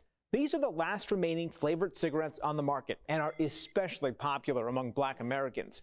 Some social media users claim the ban targets Black Americans, while others say tobacco companies have spent decades using menthol to get Black communities addicted to cigarettes. So let's verify. Does the tobacco industry target menthol cigarette advertising to Black Americans? Our sources are the American Lung Association, the Centers for Disease Control and Prevention, the Campaign for Tobacco-Free Kids, the Food and Drug Administration, Stanford University's Repository of Tobacco Advertising, and the NAACP. Menthol was first added to cigarettes in the 1920s. The American Lung Association says the mint extract helps mask the harshness of cigarettes, which can also make menthol cigarettes more addicting, according to a Yale University study. CDC data shows that 93% of Black adults who smoke started by using menthol cigarettes, compared to 44% of white adults. The CDC says the tobacco industry targeted the Black community by sponsoring hip-hop bar nights where they offered samples of menthol cigarettes and featured, quote, urban culture and language in their ads. A Stanford University research collection of tobacco ads highlights decades of menthol ads that they say were marketed toward a younger, urban demographic, and African Americans are particularly targeted. The Lung Association and Campaign for Tobacco-Free Kids say these ads worked at making menthol cigarettes more popular in minority communities. The NAACP wrote a letter supporting the FDA's ban on menthol cigarettes, saying the tobacco industry used egregious marketing practices in Black communities. So it's true. The tobacco industry does target menthol cigarette advertising to Black Americans. All right, Mary Lou, so the next guest is a friend of yours, right? He's Yes. here only because of you. Let's be real. So take it away. No, I don't know that he's only here because of me. He's got this incredible song about Ukraine that we're going to talk about. But Ben, it's so good to see you. I love you so much. Yes. We got to do Vegas together. So Vegas, baby. How are you, darling? I'm so good. I haven't seen you since. Here from the old razzle. Oh my gosh. I don't even know if, well, I'm sure I told Ben this, but I'll tell our viewers. What? I saw him when I was on a school trip in college, and I saw you in Pippin, and I said, I'm not coming back to New York until I'm on a stage too. And you were always that beacon of hope and inspiration and light. And I got to Broadway, and then when I got to work with you in Chicago, in Vegas, I thought, I'm working with my idol. Wow. I'm so excited. And everybody And loved you you. were wonderful to work, wonderful to work with. Wow. And Ben, you know, we had such fun. I can't even imagine the fun you two had. And Ben, you know, speaking of Pippin, I mean, you're a Broadway legend. You won a Tony for Pippin. Yes. You were in Roots, which has the second most watched series finale in U.S. television history.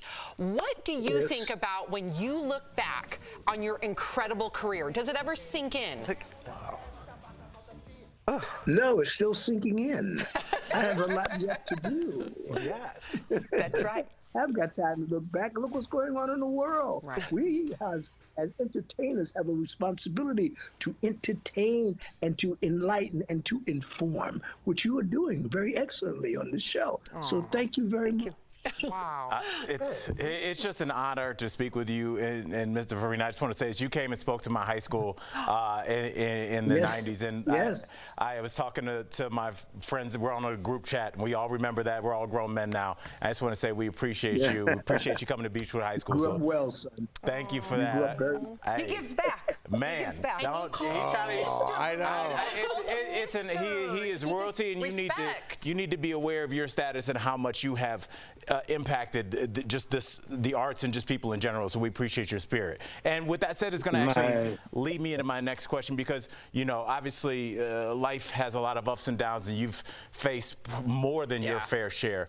How do you keep a smile on your face and keep a smile on all our faces? How did you fight through that adversity to keep who you are? Sing a song in school. Sing a song in school. There's something within me that holdeth the rain. There's something within me I cannot explain. All I can say is there's something within you and within I that keeps us going.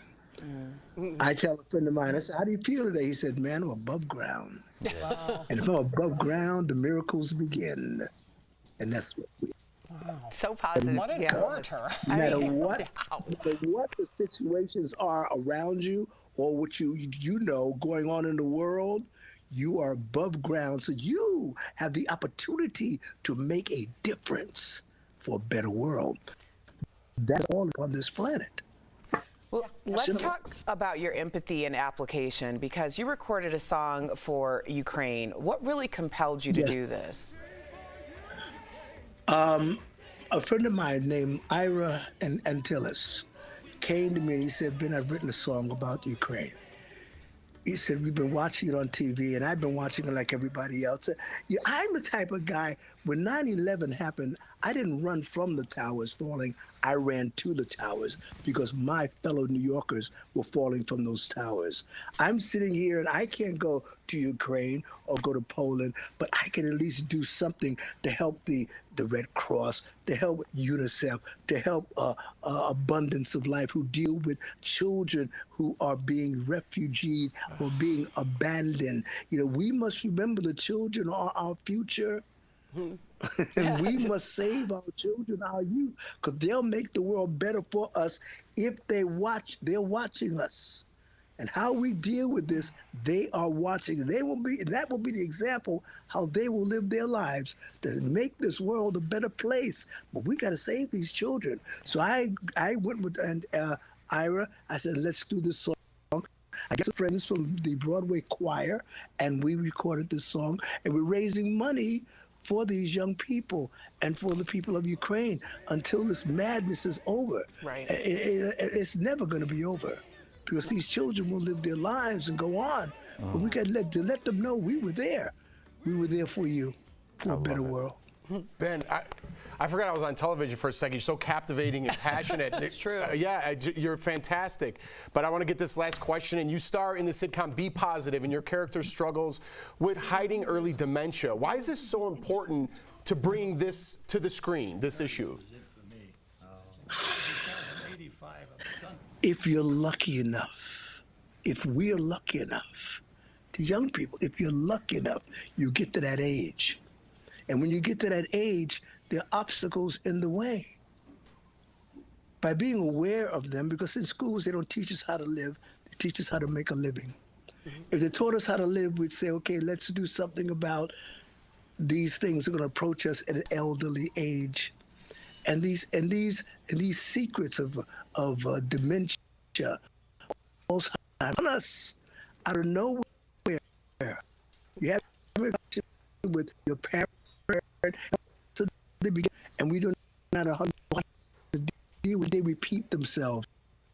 Well, you are amazing, Ben. I'm so thrilled that you're here with us today. Thank you so much for being with us today. And we got to make sure, DBL Nation, make sure that you check out Ben's sitcom, Be Positive, and the We Sing for Ukraine video where you can donate.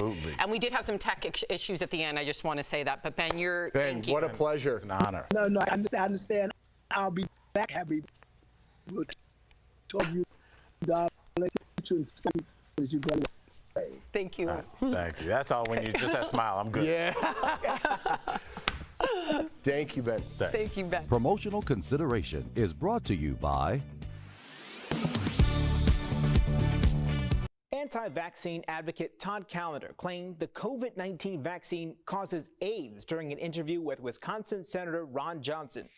A video of the exchange was posted to the video sharing platform Rumble and Twitter on May 3rd.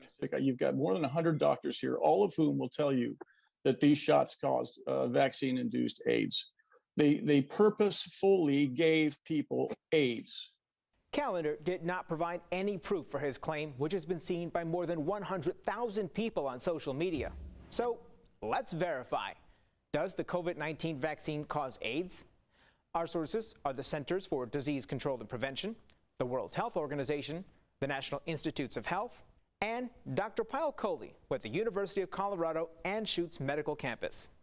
We want to be clear up front that this claim is false. The CDC says there is no association between COVID-19 and HIV, the virus that causes AIDS. And the NIH explains the only way someone can get HIV is through bodily fluids that are transmitted from person to person. Dr. Coley pointed out there have been millions of COVID-19 doses administered and told Verify in a statement there is, quote, no reporting in the vaccine adverse events reporting system that there's an association between the COVID vaccine and development of AIDS. Johnson later tweeted that he also does not believe the vaccine causes AIDS. So it's false that the COVID-19 vaccine causes AIDS. So where did this claim originate? Some skeptics point to a study published in the journal The Lancet as proof. Researchers highlighted vaccines made in China and Russia that are manufactured with adenovirus vectors and argue they may make men more susceptible to becoming infected with HIV if they're exposed to it. They did not say these vaccines induce HIV or AIDS, and the two vaccines that use adenovirus vectors, CanSino and Sputnik V, are not approved by the WHO or FDA. With your Verify, I'm Brandon Lewis. New inflation figures could impact the dollars in your wallet. Let's connect the dots. Inflation hit a decades-high record, 8.5% in March. That means you're likely paying more for everyday goods like groceries. It also means your money isn't as valuable today as it was this time last year. The key question is whether America's inflation rate is topping out or plowing forward. The Federal Reserve is aggressively raising interest rates to counteract inflation, leading to the highest mortgage rates we've seen in about a decade. The Fed's actions have also thrown stocks into correction territory. Tech giants lost more than $1 trillion in value from Thursday to Monday. Inflation could fall for the rest of the year. Some economists predicting it will be around 4% by the end of the year. If that happens, your money will go much further without you having to do a thing. And that is Connecting the Dots.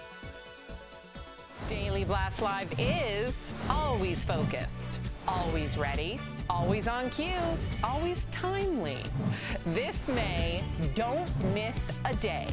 DBL is all new every day.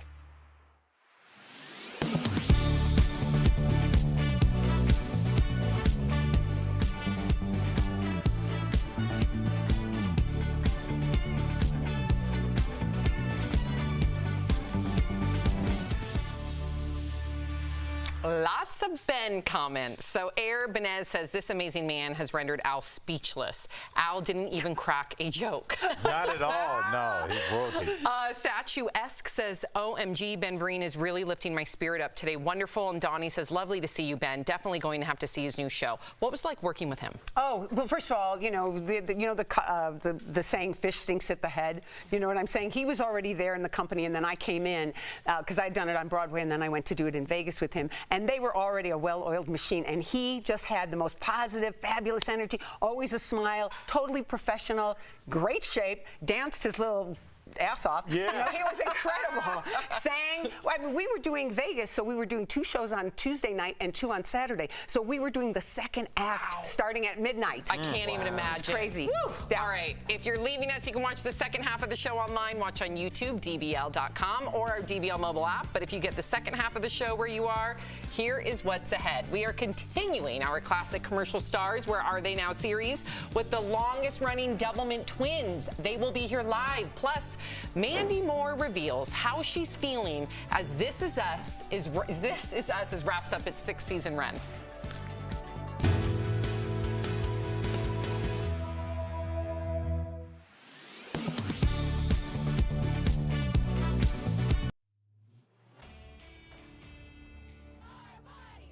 From protesting in the streets to the avenues of social media, people are fired up about the future of Roe v. Wade. And on social media, you'll find a lot of claims about just how popular Roe v. Wade is. Many saying that about 70% of Americans support it and 30% want to see it overturned. So to gauge public opinion, our Verify researchers took a closer look at polls published between 2019 and 2022. We looked at polls from Gallup, Pew Research, ABC Washington Post, Rasmussen, YouGov, and Monmouth University. And as you can see, Pew was the only one that found that 70% of people supported the decision. That was in August 2019. Others pegged that number between 45 and 62%. So we asked political science experts Samara Klar and Marcia Ochino why polls can differ. And one thing they said to consider is how the question is phrased.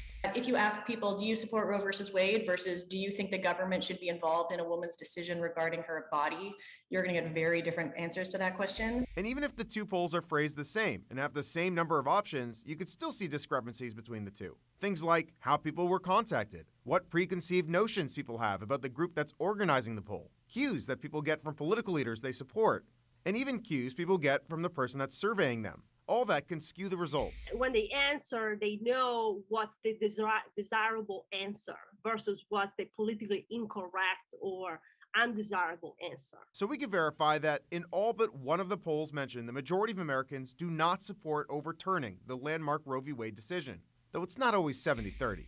With your Verify, I'm Evan Kozloff.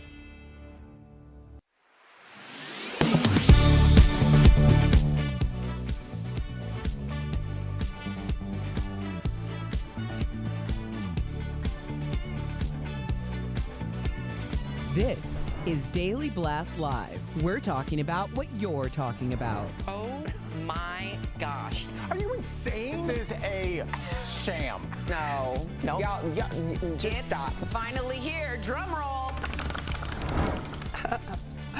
Welcome to DBL again. We are joined by the amazing Mary Lou Henner. Love her, and we still have a couple more days with her, thank goodness. Okay, 2 more days. She just keeps giving these little nuggets of stories, and I'm just wanting to like take you out and hear all these stories. Okay, baby. You name it. Deal. All Okay, right. so This Is Us fans, grab your tissues. Erica, I know you're a big This Is Us fan. Okay, Mary Lou is as well. The final episode of the Blood series is only 2 weeks away. Show star Mandy Moore told Jimmy Fallon that she had a physical reaction to reading the second to last episode and even threw up. She said with the show ending and her character, Rebecca, facing the end of her life, it might be a bit too much for fans. Yikes, watch. There was a lot wrapped up in it, but I still think that like you might need a day off from work. Really? Yes. It's one of those gems? But the finale is a bit more of a hug. I think there's a little bit more levity. Yeah, the second to last it destroyed me. I have a feeling it might destroy people too. Oh, I love that show. If she doesn't win an Emmy, it's crazy. For this season, her work is ridiculous this year. She's unbelievable. Don't you think so? Yeah, I actually only, because I've been following the show since the beginning, so I'm only 2 episodes in, and I did that consciously because they were at least kind enough to let us know that this was the last season as opposed to just pulling the wool from underneath us.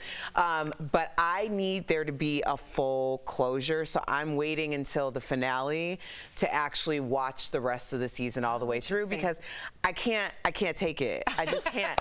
And then also knowing that it's the finale, like I get so emotional now more than ever about season finales or series finales because I'm like, it's not just about the show, it's about everybody on set, and it's like I feel it, like I'm so empathetic to it, and I'm sure you could speak to that just you know, doing all the projects that you've done. What is that final episode like when you know that you're about to, like Taxi? Okay, well, no, Taxi, best friends. we had done 4 seasons, and then all of a sudden I got a call, and I was at a Pilates, you know, and Jim Brooks called me. He said, they canceled us, honey. And I said, where are we meeting? So he said, my office. We all went to the office. Everybody was drinking. Then we moved over to Tony Danza's. He had a cookie jar that was a taxi. He put flowers in it. It was like the wake. He made a little altar for it. Everybody was telling stories. We all stayed overnight, stayed up all night, went to breakfast the next day. And then the following Saturday, Danny DeVito was the host of SNL. So they said, you didn't get to take your final bow. We didn't know we were ending. Come to SNL, take your final bow. Wow. So Danny, you know, blew up ABC in his opening, the show opening. Then we all came out for our bow.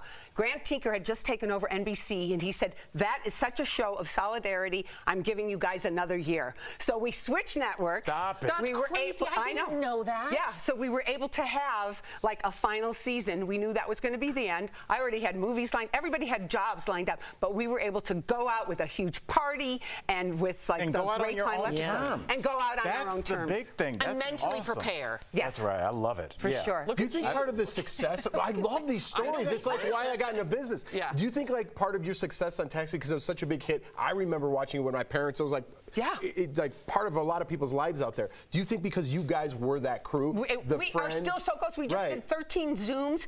Tony Dance is coming here. Well, not in. He'll be on Zoom on Friday. Yes. So we're going to catch up with him. And we love each other. And the writers were so great. So they wrote great parts for us and cast people that love each other. Unbelievable. So cool. Yep. Okay, so Melissa Gilbert, who I'm sure you know, is getting honest about aging in Hollywood. In her new memoir, Melissa said that after her second marriage ended, she went through a sort of quote-unquote midlife crisis. Melissa divorced fellow actor Bruce Boxleitner in 2011. Why don't you just change your last name to Buzz Lightyear? It's so close anyway. It's a cool name. Totally.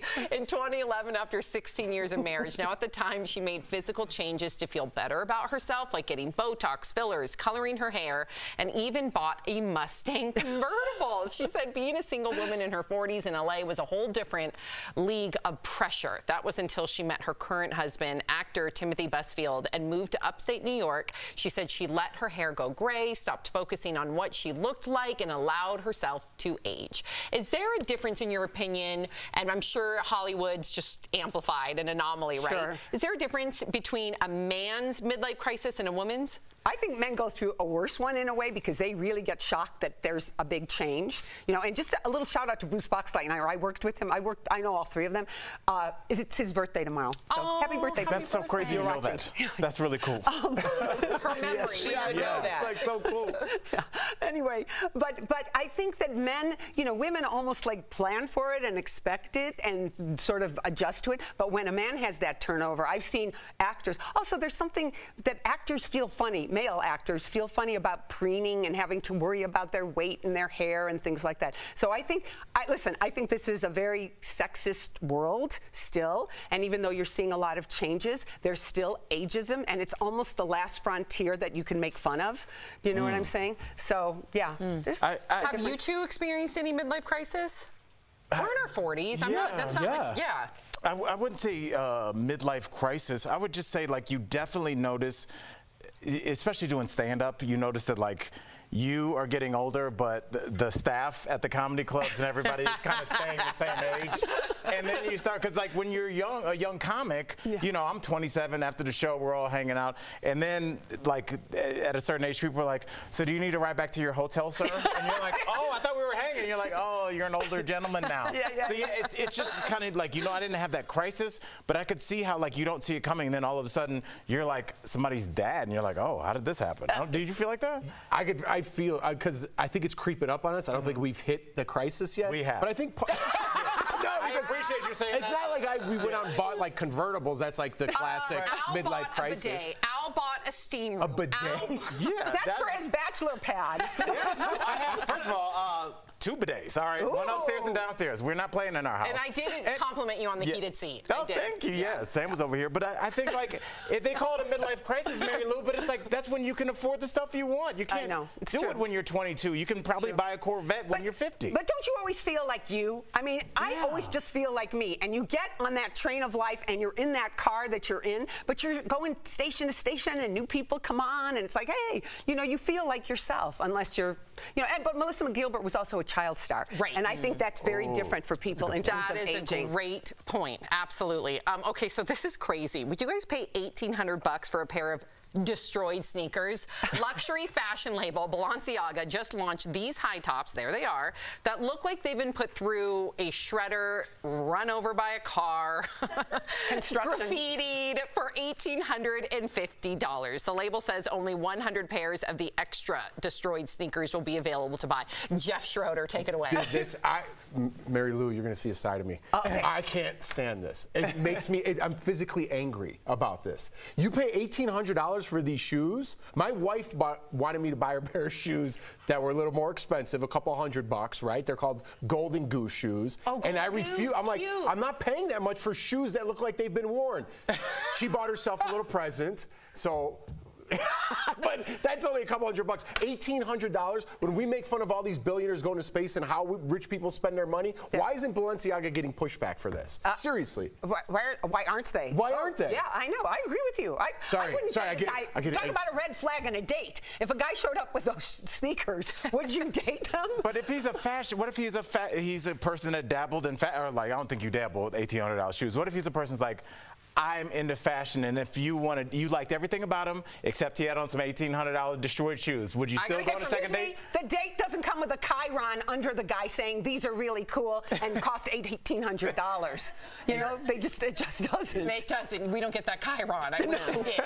What are you thinking, Erica? I don't like to tell people how to spend their money. I think that there is an actual market for things that people buy simply because no one else can have What it. are those, Erica? I'm simply saying. Now, I also don't have, like, one of my biggest pet peeves are people who are able to have a certain amount of resource and they just look like crap on purpose. I think it reeks of privilege. Yes. And that was something that when my husband and I first got together, because he wears suits and everything to work, we would go out to dinner and I'm like, where you going? Because you're not coming with me. And he'd be like, I'm not trying to impress anyone. And I'm like, yeah, but I feel like it's disrespectful to me and it's disrespectful to anyone else who's going to this nice restaurant, because this is like maybe just your Tuesday, but this may be someone's like anniversary or birthday or something. Right. And I think you show respect by dressing up. So I don't have a lot of respect for people with a lot of resource who don't at least think about other people in that way, but I'm certainly not going to judge someone for spending their money the way that they see fit. I will. You can buy cheap shoes and make them look like that and call them Balenciaga. Easily, totally. That's what my sons have a bunch that they left when they went to college that are still in their closet. Okay, good. What size? Throw away. 11. Okay. Coming up on DBL, the longest running Doublemint twins are going to be here live. There they are. We can't wait to go back to the 80s with them. Coming up next. Closed captioning provided by... Tomorrow on DBL, Mama June's Road to Redemption. Then, Jason Oppenheim from Selling Sunset will be here live. And in our latest classic commercial stars, Where Are They Now? The Snapple Lady. That's tomorrow on DBL. There, doesn't it? Oh, it does? Yeah. I thought it was just in a your... little behind the scenes. I'm having back issues because I'm aging gracefully. Even impressive? Awesome. Like, I get that all the time. What you call it? Oh, I'm good at this too. It's like right here. I get that all the time. It's right like here? from your sleep, or if you do like some sort of workout. Yeah, I know. Right? She got it, Yeah. didn't she? Thank you. Yes. I did this once to Jim Brooks while he was directing Taxi or talking to us, and all of a sudden he went, I remember French. You know, it's like, I'm so honored right now. Look at you, Erica. Oh my gosh. Put on some Balenciaga shoes and it's all good. I wore those yesterday. I have question 5. Okay. Oh my gosh, thank you so much. yeah, it's radiating. I can feel it. There's heat. There's really? There's heat. I think I slept wrong. Yeah, you get that crick right in your... I get that all the time. It's the worst. You know what I realized one time, I don't know where you keep your wallet, but back when I was a road comic and I was driving, I was keeping my wallet in my back and I was getting these shooting pains to the point where like I didn't know, and I didn't have any health insurance, and I realized like my wallet was so fat because it was back when you got cash, that like, you know, I was sitting on it, was like throwing my alignment off. That's a Seinfeld episode. Is it really? So George's wallet is like this big. He's like, I'm having back problems, and he pulls out his wallet, and he's like, maybe that's the problem because he's got like hard candy in there and stuff. It is like, I never watched Seinfeld, which is so weird. the writing is like, because it's Larry David. I think I put my braid in a thing. It made him the star. Yeah, I think I slept on my braids. Yeah. He might now. Do you actually feel the knot? Yeah, I can feel the knot. And not only that, I can feel like a little, like heat. Stabbed. The curve is by far his favorite.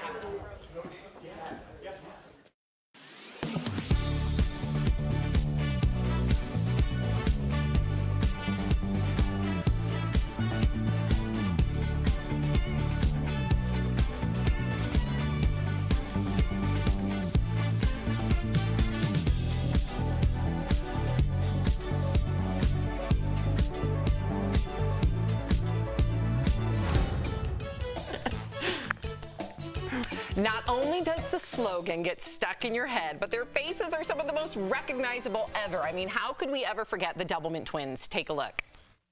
A double pleasure's waiting for you. A double pleasure from Doublemint gum. A double great feeling, making you realize Doublemint's the one for you. Double fresh, double smooth, double delicious to chew. A double pleasure is waiting for you. Doublemint gum. A double pleasure is waiting for you. Doublemint gum. Okay, please welcome the longest-running Doublemint twins, Lisa and Linda. What's up, guys? I am so geeked right now. Okay. That's awesome. Yeah, well, twin work really wasn't a thing back in the 80s. So were you ladies nervous to audition for this commercial? Actually, I was. We were both in the business, but hadn't modeled or acted separate together. And so it was really wonderful. But I had to go on the first audition by myself. I just had some twin pictures that we had just had taken. So I was a little bit nervous. I was living in Atlanta. She was in Chicago. That's why they were doing a nationwide search for twins. And I wasn't able to fly up there for that. But she won us a callback, and I flew up for that. They narrowed it down to 9 sets of twins. Wow. And we weren't as much nervous as we were excited about the opportunity. So we were surprised 3 weeks later when we got the call that we had booked it, and then one thing led to another, one spot led to another, and we did a total of 6 spots. Oh, wow. Yeah, so you did 6. I mean, it's I'm married to an identical twin, so I know how crazy that can be. But you did 6 spots. Did you have a favorite among the 6? Yes, we did. We loved what's called the pool spot. The one they just played. Yes. No, I think they did the ice skating. Ice skating. The pool spot. Part of it was just we were in north of Santa Barbara. We were near the ocean, and we were together, and the lighting was just beautiful. The director on that spot, the first spot, the pool spot, had been a fashion photographer, and so he really knew lighting, and he was using the sunset, the sun coming down, so it was that golden, beautiful light. And also, just by happenstance, they were going to edit it together, but in one long, wide shot, they got the hats blowing off and the guys catching them in one smooth move. So that was just serendipity, and that was a big part of, I think, the surprise of the commercial and the fun of it. Yeah. Yeah. I got a 2-part question. One, I just want to, do you hate gum? Do you hate it now? No. My mom always said that we looked like cows chewing cud when we would chew gum. Oh my God. Very self-conscious of it. Oh my gosh. But now I like to say, it just proves that we can walk and chew gum at the same time. I love it. But there is a specific way to unwrap and chew the gum. Is that correct? Can you show us? Do you have gum with you? Sure. We had actually a printout sheet telling us how to load our gum. So hopefully we can do it. We'll give you the side angle. So you have to prep the gum, slight bend, because you don't want to stick your tongue out. That wouldn't be very nice. And so then it has to hit the back. We're going to try this. It's been a while. Okay, here we go. 1, 2, 3.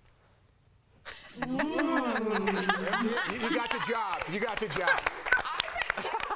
The 80s would love to see that. Like, we got to get that out there. Okay, so our producer tells us that you also have a least favorite spot. Before we hear why, let's relive that moment together. Roll it. A double pleasure's waiting for you. A double pleasure from Doublemint gum. A double great feeling, making you realize Doublemint's the one for you. Double fresh, double smooth, double delicious to chew. A double pleasure is waiting for you. Doublemint gum. A double pleasure is waiting for you. Doublemint gum. Okay, that's beautiful. Are you in Carmel, California? Why did you dislike that one?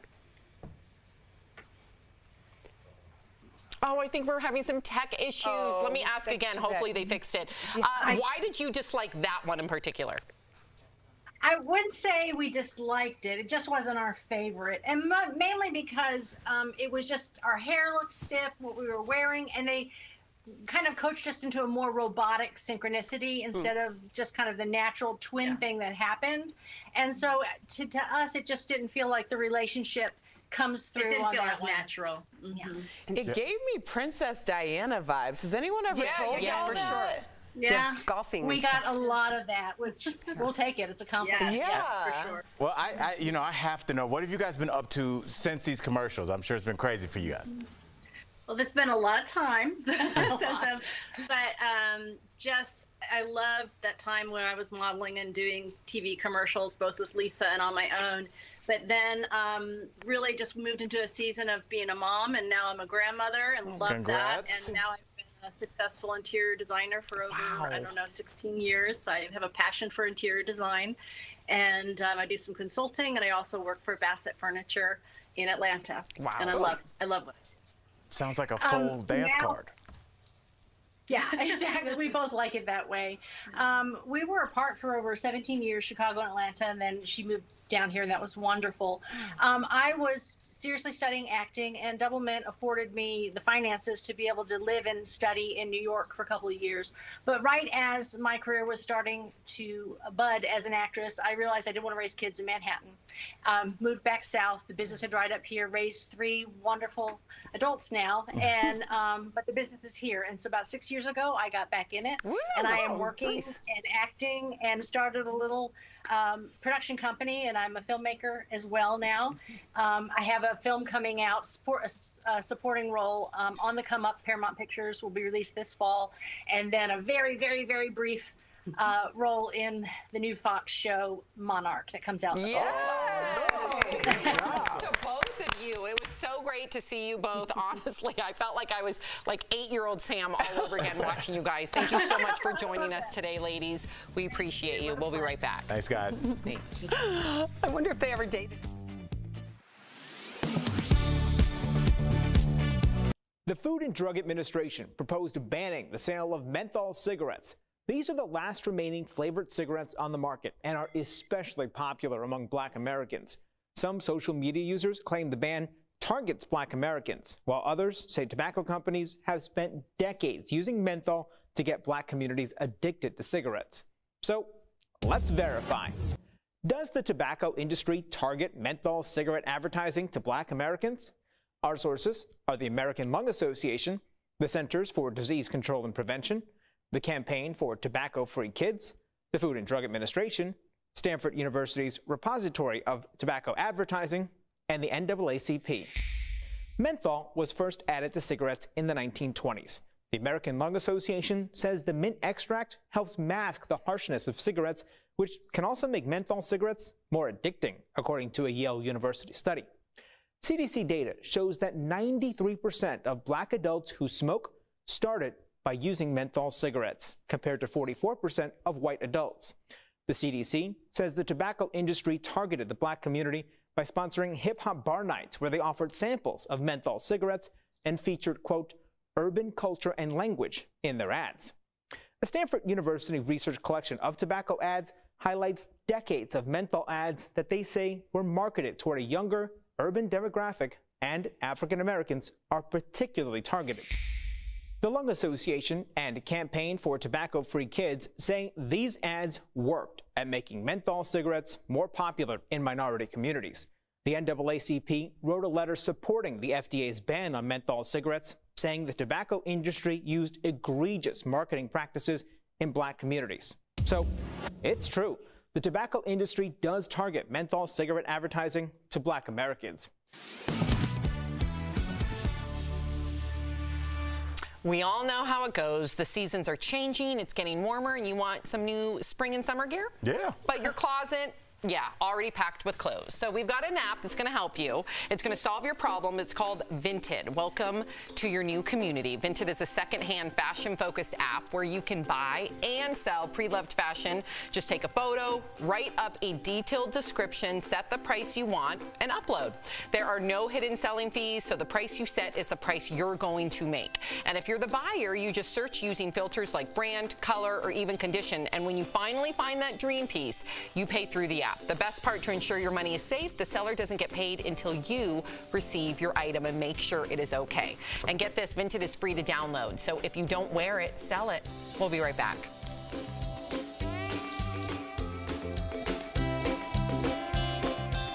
Promotional consideration is brought to you by Anti-vaccine advocate Todd Callender claimed the COVID-19 vaccine causes AIDS during an interview with Wisconsin Senator Ron Johnson. A video of the exchange was posted to the video sharing platform Rumble and Twitter on May 3rd. You've got more than 100 doctors here, all of whom will tell you that these shots caused vaccine-induced AIDS. They purposefully gave people AIDS. Callender did not provide any proof for his claim, which has been seen by more than 100,000 people on social media. So let's verify. Does the COVID-19 vaccine cause AIDS? Our sources are the Centers for Disease Control and Prevention, the World Health Organization, the National Institutes of Health, and Dr. Pyle Coley with the University of Colorado Anschutz Medical Campus. We want to be clear up front that this claim is false. The CDC says there is no association between COVID-19 and HIV, the virus that causes AIDS. And the NIH explains the only way someone can get HIV is through bodily fluids that are transmitted from person to person. Dr. Coley pointed out there have been millions of COVID-19 doses administered and told Verify in a statement there is, quote, no reporting in the vaccine adverse events reporting system that there's an association between the COVID vaccine and development of AIDS. Johnson later tweeted that he also does not believe the vaccine causes AIDS. So it's false that the COVID-19 vaccine causes AIDS. So where did this claim originate? Some skeptics point to a study published in the journal The Lancet as proof. Researchers highlighted vaccines made in China and Russia that are manufactured with adenovirus vectors and argue they may make men more susceptible to becoming infected with HIV if they're exposed to it. They did not say these vaccines induce HIV or AIDS, and the two vaccines that use adenovirus vectors, CanSino and Sputnik V, are not approved by the WHO or FDA. With your Verify, I'm Brandon Lewis. New inflation figures could impact the dollars in your wallet. Let's connect the dots. Inflation hit a decades-high record, 8.5% in March. That means you're likely paying more for everyday goods like groceries. It also means your money isn't as valuable today as it was this time last year. The key question is whether America's inflation rate is topping out or plowing forward. The Federal Reserve is aggressively raising interest rates to counteract inflation, leading to the highest mortgage rates we've seen in about a decade. The Fed's actions have also thrown stocks into correction territory. Tech giants lost more than $1 trillion in value from Thursday to Monday. Inflation could fall for the rest of the year. Some economists predicting it will be around 4% by the end of the year. If that happens, your money will go much further without you having to do a thing. And that is Connecting the Dots. Daily Blast Live is always focused, always ready, always on cue, always timely. This May, don't miss a day. DBL is all new every day.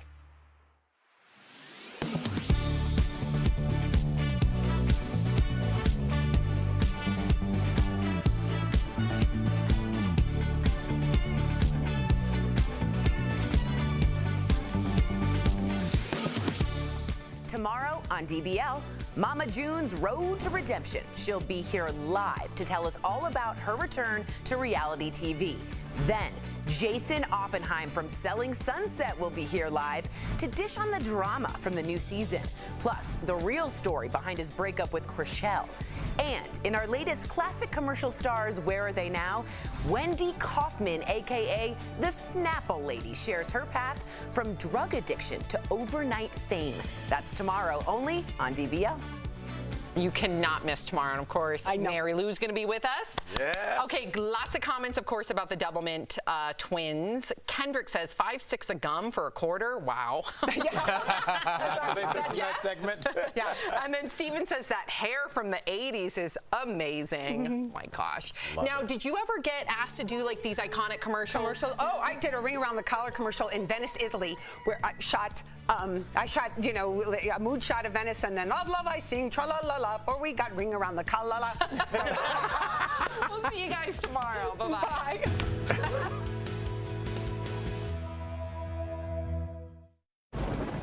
Where hope finds help. Where courage meets conviction. Where makers make fans. We are Tegna, a family of local and national media brands that bring us together, serving the greater good of our communities. Where national know-how, that's local business. Be in good company with Tegna. But But you want to go back 20 years and cancel somebody for what they did? You know what? You're out of order. I woke up and said, today is going to be a good day. Yes. At some point, you got to decide for yourself if you're going to stand up for what's wrong or what's right. Like, are we living in Bizarro world? Sorry, I ran out of steam there. I have to just push back on that. I think it's an okay conversation to have. That's what really rubbed me and a lot of people the wrong way. I love this story.